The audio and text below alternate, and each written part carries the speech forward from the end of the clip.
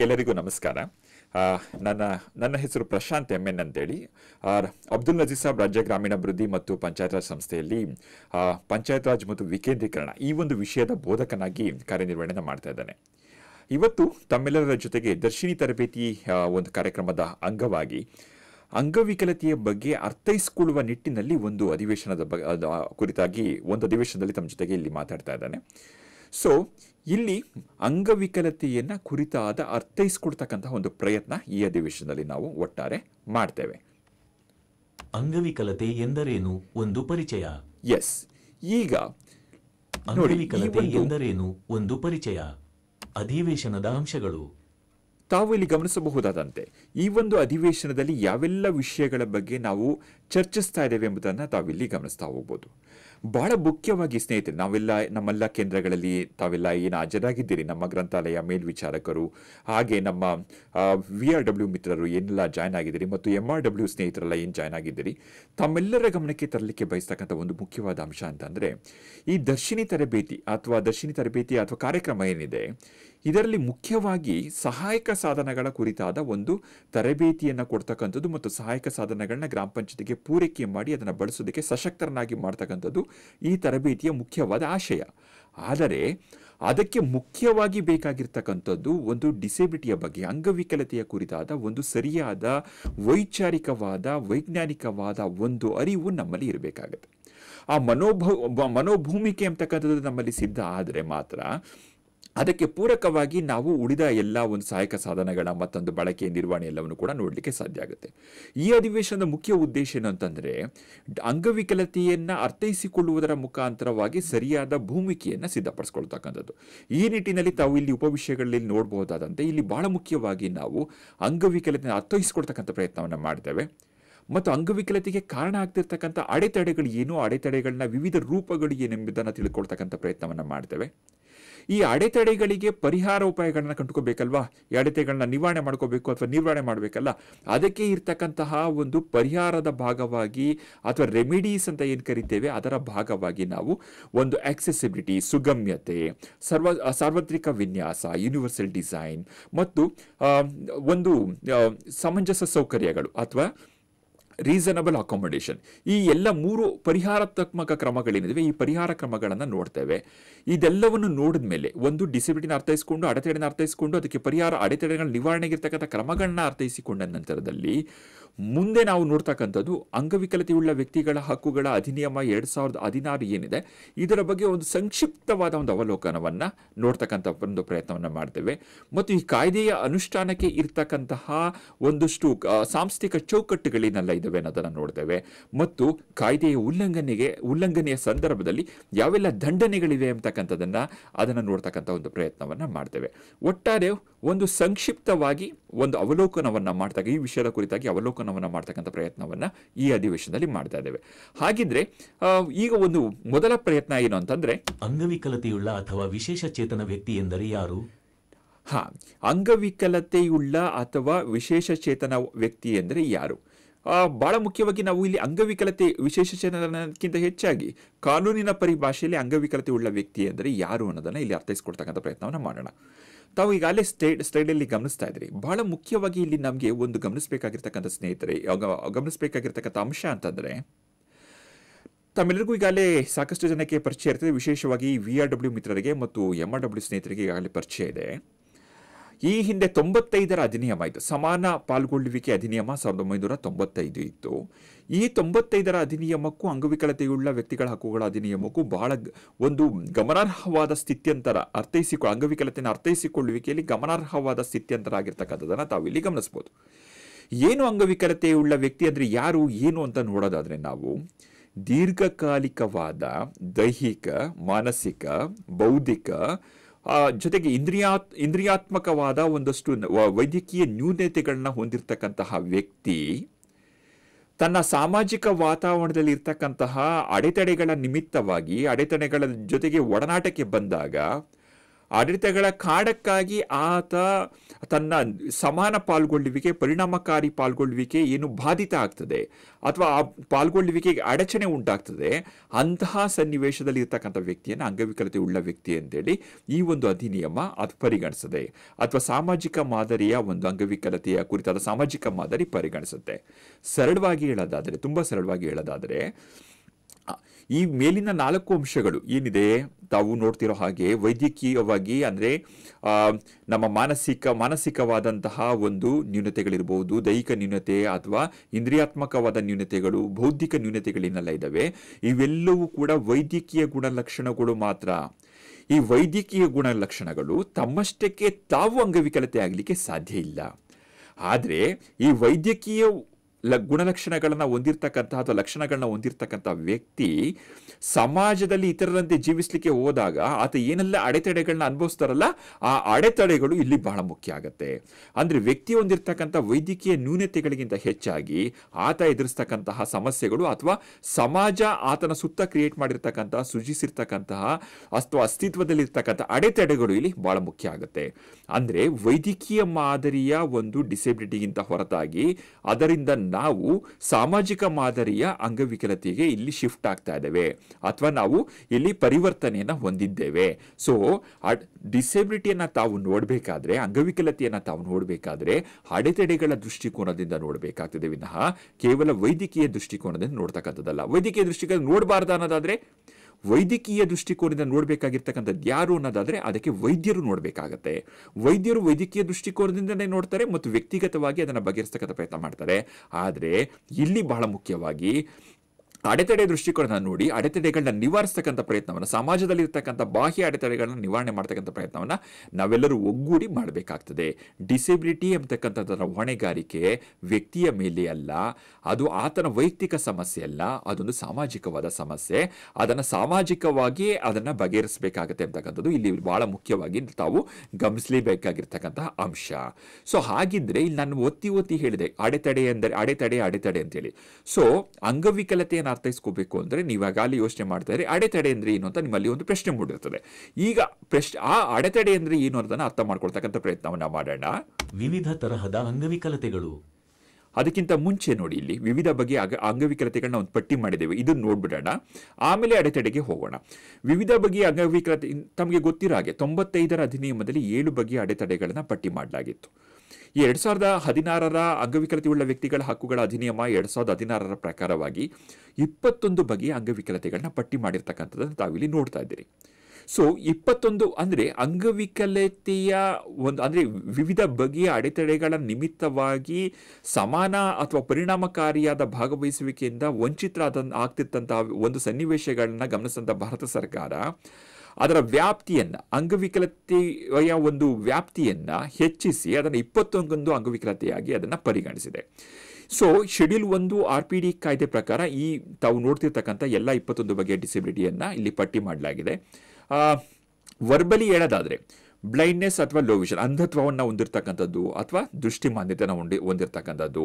Hard of hearing, ಕೇಳಿಸ್ಲಿಕ್ಕೆ ಶ್ರವಣದ ಒಂದು ಆಲಿಸುವಿಕೆಯ ಸಾಮರ್ಥ್ಯಕ್ಕೆ ಸಂಬಂಧಪಟ್ಟ ಹಾಗೆ ಆಲಿಸುವಿಕೆಯ ಒಂದು ಸವಾಲುಗಳನ್ನ ಹೊಂದಿರತಕ್ಕಂಥದ್ದು, ಅಥವಾ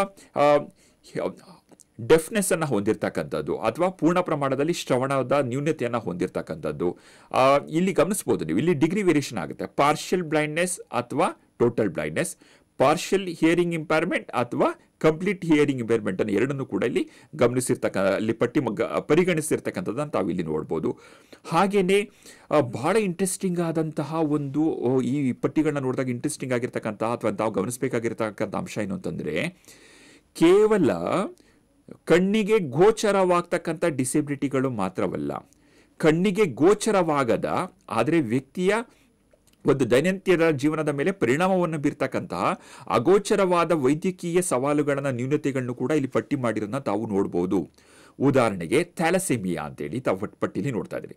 ಈ ಥ್ಯಾಲಸೆಮಿಯಾ ಇದೆಯಲ್ಲ, ಇದು ರಕ್ತ ಸಂಬಂಧಿಯಾದಂತಹ ಒಂದು ಕಾಯಿಲೆ ಅಥವಾ ಒಂದು ಡಿಸೀಸ್. ಇದು ನಿಮಗೆ ನೋಡಲಿಕ್ಕೆ ಕಾಣೋದಿಲ್ಲ, ಆದರೆ ಇದು ವ್ಯಕ್ತಿಯ ಒಂದು ಬಹಳ ಅಂದರೆ ಇತರ ಡಿಸೇಬಿಲಿಟಿಗಳ ಹೇಗೆ ಗಂಭೀರವಾದ ಸಮಸ್ಯೆ ಇದೆಯೋ ಅದೇ ತರನಾಗಿ ಥ್ಯಾಲಸೆಮಿಯಾ ಮತ್ತು ಸಿಂಗಲ್ ಸೆಲ್ ಡಿಸೀಸ್ ಇರ್ಬೋದು, ಅಥವಾ ಇಂಟೆಲೆಕ್ಚುಯಲ್ ಡಿಸಬಿಲಿಟಿ ಬೌದ್ಧಿಕ ಒಂದು ವಿಕಲತೆ ಇರ್ಬೋದು, ಅಥವಾ ನ್ಯೂನತೆ ಇರ್ಬೋದು, ಅಥವಾ ಲರ್ನಿಂಗ್ ಡಿಸಬಿಲಿಟಿ ಅಂತ ನಾವು ಕರಿತೀವಿ, ಕಲಿಕಾ ನ್ಯೂನತೆಗಳನ್ನ ಹೊಂದಿರತಕ್ಕಂಥದ್ದು, ಇವೆಲ್ಲವೂ ಕೂಡ ಅಗೋಚರವಾದ ಅಂಶಗಳು, ಆದರೆ ಅಷ್ಟೇ ಪ್ರಧಾನವಾದ ಒಂದು ವೈದ್ಯಕೀಯ ಸವಾಲುಗಳಾಗಿರ್ತವೆ. ಅಥವಾ ಇವರೆಲ್ಲರನ್ನು ಕೂಡ ಗಮನದಲ್ಲಿಟ್ಕೊಂಡು ಸಾಮಾಜಿಕ ವ್ಯವಸ್ಥೆಯನ್ನು ನಾವು ರೂಪಿಸಬೇಕಾಗತ್ತೆ. ಹೀಗೆ 21 ಡಿಸಬಿಲಿಟಿಯನ್ನು ಗೊತ್ತುಪಡಿಸುವುದರ ಜೊತೆಗೆ ಇನ್ನೊಂದು ಅಂಶವನ್ನು ಈ ಪಟ್ಟಿಯಲ್ಲಿ ತಾವು ನೋಡಲಿಕ್ಕೆ ಸಾಧ್ಯ ಇದೆ. ಅದೇನು ಅಂತಂದರೆ ಮಲ್ಟಿಪಲ್ ಡಿಸೇಬಿಲಿಟಿ. ಅಂದರೆ ಈ 21 ಬಗೆಯ ಡಿಸೇಬಿಲಿಟಿಯಲ್ಲಿ ಏನು ಪಟ್ಟಿಯಾಗಿದೆ, ಇದರಲ್ಲಿ ಒಂದಕ್ಕಿಂತ ಹೆಚ್ಚಿನ ಡಿಸೇಬಿಲಿಟಿನ ಹೊಂದಿರತಕ್ಕಂತಹ ವ್ಯಕ್ತಿಗಳನ್ನು ನಾವು ಮಲ್ಟಿಪಲ್ ಡಿಸೇಬಿಲಿಟಿ ಇರ್ತಕ್ಕಂತಹ ವ್ಯಕ್ತಿಗಳಂತೇಳಿ ಪರಿಗಣಿಸ್ತೇವೆ. ಅದು ಕೂಡ ಒಂದು ಅಂಶ ತಮ್ಮ ಪರಿಗಣನೆಯಲ್ಲಿ ಇರಬೇಕಾಗತ್ತೆ. ಈಗ ಬಹಳ ಮುಖ್ಯವಾದ ಒಂದು ಘಟ್ಟಕ್ಕೆ ಬರೋಣ. ಅಡೆತಡೆಗಳು ಎಂದರೆ ಏನು? ಇಲ್ಲಿ ನೋಡಿ, ಅಡೆತಡೆಗಳು ಎಂದರೆ ಏನು ಎಂಬುದನ್ನು ನಾವಿಲ್ಲಿ ಅರ್ಥೈಸ್ಕೋಬೇಕಾಗತ್ತೆ.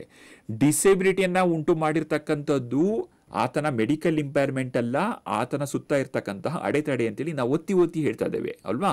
ಹಾಗಿದ್ರೆ ಅಡೆತಡೆ ಅಂದ್ರೆ ಏನು ನೋಡೋದಾದ್ರೆ, ಯಾವುದೇ ವ್ಯಕ್ತಿಯ ಪೂರ್ಣ ಮತ್ತು ಪರಿಣಾಮಕಾರಿಯಾಗಿ ಅಂದರೆ ಏನು, ಇತರ ವ್ಯಕ್ತಿಗಳು ತಮ್ಮ ಸಾಮಾಜಿಕ ಜೀವನವನ್ನು ಹೇಗೆ ನಡೆಸ್ತಾರೋ, ಹೆಚ್ಚಿನ ಅಡೆತಡೆಗಳಿಲ್ಲದೆ, ಹೆಚ್ಚಿನ ಅನಾನುಕೂಲಗಳಿಲ್ಲದೆ ಸರಾಗವಾಗಿ ನಡೆಸ್ತಾರೋ, ಹೇಗೆ ಸಾಮಾಜಿಕ ವ್ಯವಸ್ಥೆಯಲ್ಲಿ ಇರ್ತಕ್ಕಂಥ ಒಂದು ಅನುಕೂಲ ಸೌಲಭ್ಯಗಳನ್ನು ಸೇವೆಗಳನ್ನು ಸರಾಗವಾಗಿ ಪಡೆದುಕೊಳ್ತಾರೋ, ಅಷ್ಟೇ ಸರಾಗವಾಗಿ ಸೇವೆಗಳನ್ನು ಅಥವಾ ಅಷ್ಟೇ ಸರಾಗವಾಗಿ ಆ ಒಂದು ಪ್ರಕ್ರಿಯೆಗಳಲ್ಲಿ ಭಾಗವಹಿಸಲಿಕ್ಕೆ ಆಗದ ರೀತಿಯಲ್ಲಿ ಅಡಚಣೆಯನ್ನು ಉಂಟು ಮಾಡ್ತಕ್ಕಂಥ ಅಂಶಗಳೇನಿದಾವಲ್ಲ, ಆ ಅಡಚಣೆಯನ್ನು ಉಂಟು ಮಾಡ್ತಕ್ಕಂಥ ಅಂಶಗಳನ್ನೇ ನಾವಿಲ್ಲಿ ಅಡೆತಡೆಗಳಂತೇಳಿ ಕರಿತಕ್ಕಂಥದ್ದು. ಹಾಗಾದರೆ ಯಾವೆಲ್ಲ ರೀತಿಯ ಅಡೆತಡೆಗಳನ್ನ ನಾವು ಯಾವೆಲ್ಲ ಸ್ವರೂಪದಲ್ಲಿ ಈ ಅಡೆತಡೆಗಳು ನಮಗೆ ಕಾಣಿಸ್ಕೊಡ್ತವೆ ಅಂತ ನಾವು ನೋಡೋದಾದರೆ, ತಾವು ಸ್ಕ್ರೀನಲ್ಲಿ ಈಗಾಗಲೇ ನೋಡ್ತಾ ಇದ್ದೀರಿ, ಬಹಳ ಮುಖ್ಯವಾಗಿ ಭೌತಿಕ ಅಡೆತಡೆಗಳಿದ್ದಾವೆ. ಭೌತಿಕ ಅಡೆತಡೆಗಳು, ಸಾಂಸ್ಥಿಕ ಅಡೆತಡೆಗಳು, ಸಾಮಾಜಿಕ ಅಡೆತಡೆಗಳು, ಸಾಂಸ್ಕೃತಿಕ ಅಡೆತಡೆಗಳು, ಮತ್ತೆ ಅದೇ ತರನಾಗಿ ಆರ್ಥಿಕ ಅಡೆತಡೆಗಳು, ರಾಜಕೀಯ ಸ್ವರೂಪದ ಅಡೆತಡೆಗಳು, ಹೀಗೆ ಬೇರೆ ಸ್ವರೂಪದ ಅಡೆತಡೆಗಳನ್ನು ನಮ್ಮ ಸಾಮಾಜಿಕ ವ್ಯವಸ್ಥೆಯಲ್ಲಿ ನಾವು ಇವತ್ತು ಗಮನಿಸಲಿಕ್ಕೆ ಸಾಧ್ಯ ಇದೆ. ಈ ಅಡೆತಡೆಗಳನ್ನ ನಿವಾರಣೆ ಮಾಡಿದ್ರೆ ಮಾತ್ರ ಈ ವ್ಯಕ್ತಿಗಳು ಪೂರ್ಣ ಪ್ರಮಾಣದಲ್ಲಿ ಪರಿಣಾಮಕಾರಿಯಾಗಿ ಭಾಗವಹಿಸುವ ರೀತಿಯಲ್ಲಿ ಅದನ್ನು ನಾವು ಖಾತ್ರಿಪಡಿಸಲಿಕ್ಕೆ ಸಾಧ್ಯ ಆಗುತ್ತೆ. ಆಗಿದ್ರೆ ಬಹಳ ಮುಖ್ಯವಾಗಿ ನಾವು ಅಡೆತಡೆಗಳನ್ನ ಅರ್ಥ ಮಾಡ್ಕೋಬೇಕು. ಈಗ ಅಡೆತಡೆಗಳು ಯಾವೆಲ್ಲ ಸ್ವರೂಪದಲ್ಲಿರುತ್ತೆ ಅಂತ ನೋಡಿದ್ರಿ ಅಲ್ವಾ. ಸೊ ಇದನ್ನ ಕೆಲವು ನಿದರ್ಶನಗಳ ಸಮೇತವಾಗಿ ನೋಡೋಣ. ಅಡೆತಡೆಗಳಿಗೆ ಕೆಲವು ನಿದರ್ಶನಗಳು. ಎಸ್, ತಾವು ಈ ಪಟ್ಟಿಯಲ್ಲಿ ನೋಡ್ತಾ ಇದ್ದೀರಿ ಕೆಲವು ನಿದರ್ಶನಗಳನ್ನ. ಬಹಳ ಮುಖ್ಯವಾಗಿ ಕೆಲವೊಂದನ್ನು ನಾನು ಇಲ್ಲಿ ಪಟ್ಟಿ ಮಾಡೋದಾದರೆ, ಸಂವಹನಕ್ಕೆ ಸಂಬಂಧಪಟ್ಟ ಅಡೆತಡೆಗಳನ್ನ ನೋಡೋಣ. ಸಂವಹನಕ್ಕೆ ಈಗ ನೋಡಿ, ಈಗ ನಾನು ಇಲ್ಲಿ ಸೆಷನನ್ನು ತಾವು ವಿಡಿಯೋವನ್ನು ವಾಚ್ ಮಾಡ್ತಾ ಇದ್ದೀರಲ್ವಾ, ಇದೇ ವಿಡಿಯೋವನ್ನು ತಾವು ದೃಷ್ಟಿ ಉಳ್ಳಂಥವ್ರು ನೋಡ್ತಾ ಇದ್ದೀರಿ. ಶ್ರವಣ ರೀತಿಯಲ್ಲಿ ಈಗ ನಾವು ಟೈಟಲ್ಗಳಿಗೆ ಒಂದು ಶೀರ್ಷಿಕೆಯನ್ನು ಹಾಕಿದ್ದೇವೆ. ನಾನು ಇವಾಗ ಇಲ್ಲಿ ಪ್ರತಿ ಒಂದು ಸ್ಲೈಡನ್ನು ಚೇಂಜ್ ಮಾಡಿದಾಗ ಆ ಸ್ಲೈಡ್ನ ಶೀರ್ಷಿಕೆ ತಮಗೆ ಕೇಳಿಸ್ತಾ ಇದೆ. ಅಂದರೆ ಬ್ಲೈಂಡ್ನೆಸ್ ಅನ್ನು, ಅಂಧತ್ವವನ್ನು ಉಳ್ಳಂತಹ ಪ್ರಶಿಕ್ಷಣಾರ್ಥಿಗಳು ಕೂಡ ನಾನು ಇಲ್ಲಿ ಸ್ಲೈಡ್ ಮೂವ್ಮೆಂಟ್ ಆಗ್ತಿರೋದು ತಮ್ಮ ಗಮನಕ್ಕೂ ಬರ್ತಾ ಇದೆ. ಆದರೆ ಹಿಯರಿಂಗ್ ಇಂಪೈರ್ಮೆಂಟ್ ಅನ್ನ, ಶ್ರವ್ಯ ಸವಾಲನ್ನು ಉಳ್ಳಂತಹ ನಮ್ಮ ಸ್ನೇಹಿತರು ಇದೇ ಒಂದು ಸಭೆಯಲ್ಲಿ ತಾವು ಅದನ್ನು ಅಟೆಂಡ್ ಆಗ್ತಿದ್ದ ಸಂದರ್ಭದಲ್ಲಿ ಅವರಿಗೆ ಈ ಒಂದು ನಮ್ಮ ವಿವರಣೆಯನ್ನ ನೋಡ್ಲಿಕ್ಕೆ, ಅದನ್ನ ಕೇಳಿಸ್ಕೊಳ್ಲಿಕ್ಕೆ ಅವರಿಗೆ ಸಾಧ್ಯ ಆಗ್ತಿರೋದಿಲ್ಲ. ಈಗ ಅವರು ಈ ಒಂದು ಸವಾಲನ್ನ ಎದುರಿಸ್ತಾ ಇರ್ತಾರೆ. ಆದ್ರೆ ಇಲ್ಲಿ ಇರ್ತಕ್ಕಂಥ ಸ್ಲೈಡ್ ಅನ್ನ ಅವ್ರು ನೋಡಿದ್ರೆ ಅವರಿಗೆ ಅಲ್ಲಿ ಪರಿಹಾರವನ್ನ ಸಿಗ್ತಾ ಹೋಗ್ತಾ ಇರ್ತದೆ. ಹಾಗಾಗಿ ಸ್ಲೈಡ್ ಅನ್ನು ಕೂಡ ಹೆಚ್ಚು ವ್ಯವಸ್ಥಿತವಾಗಿ ಮಾಡಿದ್ದೇವೆ. ಅದೇ ತರನಾಗಿ ಆರ್ಥಿಕ ಅಡೆತಡೆಗಳಿಗೆ ಉದಾಹರಣೆನ ನೀಡೋದಾದ್ರೆ, ತಮಗೆ ಬಹುಶಃ ಅನುಭವಕ್ಕೆ ಬಂದಿರಬಹುದು ಅಥವಾ ಬರದೇನೂ ಇರಬಹುದು. ಇವತ್ತಿಗೂ ಕೂಡ ಸಾಕಷ್ಟು ಬೇರೆ ಬಗೆಯ ಅಂಗವಿಕಲತೆಯನ್ನು ಉಳ್ಳಂತಹ, ಉದಾಹರಣೆಗೆ ಬೌದ್ಧಿಕ ಅಂಗವಿಕಲತೆ ಇರಬಹುದು ಅಥವಾ ಅಂಧತ್ವ ಇರಬಹುದು, ಅಂಧತ್ವವನ್ನು ಹೊಂದಿರತಕ್ಕಂತಹ ವ್ಯಕ್ತಿಗಳಿಗಿರ್ಬೋದು. ಸಾಕಷ್ಟು ಬ್ಯಾಂಕ್ಗಳಲ್ಲಿ ಇವತ್ತಿಗೂ ಕೂಡ ಬ್ಯಾಂಕ್ ಖಾತೆಯನ್ನು ತೆರಲಿಕ್ಕೆ ನಿರಾಕರಿಸಿರ್ತಕ್ಕಂಥ ಸಂದರ್ಭಗಳು ಮೇಲಿಂದ ಮೇಲೆ ದಿನನಿತ್ಯ ನಡೀತಿರ್ತಕ್ಕಂಥದ್ದು ನಮ್ಮೆಲ್ಲರ ಗಮನಕ್ಕೆ ಬರ್ತಾ ಇದೆ. ಇಷ್ಟೆಲ್ಲ ಕಾನೂನು ಮತ್ತು ಪರಿಹಾರೋಪಾಯಗಳಿದ್ದಾಗಿ ಕೂಡ ಆ ಥರದ ಸಮಸ್ಯೆಗಳು. ಜೊತೆಗೆ ಅಂಗವಿಕಲತೆಯ ಆಧಾರದ ಮೇಲೆ ಕುಟುಂಬಗಳಲ್ಲಿ ಆಸ್ತಿ ಹಕ್ಕನ್ನು ನಿರಾಕರಣೆ ಮಾಡ್ತಿರ್ತಕ್ಕಂಥ ಸಂದರ್ಭಗಳು ಕೂಡ ನಮ್ಮ ಸುತ್ತಲಿನ ಸಂದರ್ಭದಲ್ಲಿ ನಮಗೆ ಗಮನಕ್ಕೆ ಬರ್ತಾ ಇದ್ದಾವೆ. ಸೊ ಹಾಗೆಯೇ ಸಾಂಸ್ಥಿಕ ಅಡೆತಡೆಗಳಿಗೆ ಒಂದು ಉದಾಹರಣೆಯನ್ನು ಕೊಟ್ಬಿಡ್ತಾನೆ. ಇದೇನಿದೆ ಸಾಂಸ್ಥಿಕ ಅಡೆತಡೆ ಅಂತೇಳಿ ತಾವು ಆಲೋಚನೆಯನ್ನ ಮಾಡ್ತಿರ್ಬೋದು. ಉಳಿದ ಅಡೆತಡೆಗಳ ಬಗ್ಗೆ ತಮಗೆ ಈಗಾಗಲೇ ಪರಿಚಯ ಇದೆ. ಈಗ ಜಾರಿಯಲ್ಲಿರ್ತಕ್ಕಂತಹ ಸರ್ಕಾರದ ನೀತಿಗಳು, ನಿಯಮಾವಳಿಗಳು ಅಥವಾ ನಿಯಂತ್ರಣ ನಿಯಮಗಳು ಅಥವಾ ಸುತ್ತೋಲೆಗಳು ಏನೆಲ್ಲ ಅಭ್ಯಾಸಗಳೇನಿದೆ ಅದರಲ್ಲಿ ಇರ್ತಕ್ಕಂತಹ ಅಡೆತಡೆಗಳನ್ನ ನಾವು ಸಾಂಸ್ಥಿಕ ಅಡೆತಡೆಗಳು ಅಂತೇಳಿ ಕರಿತೇವೆ.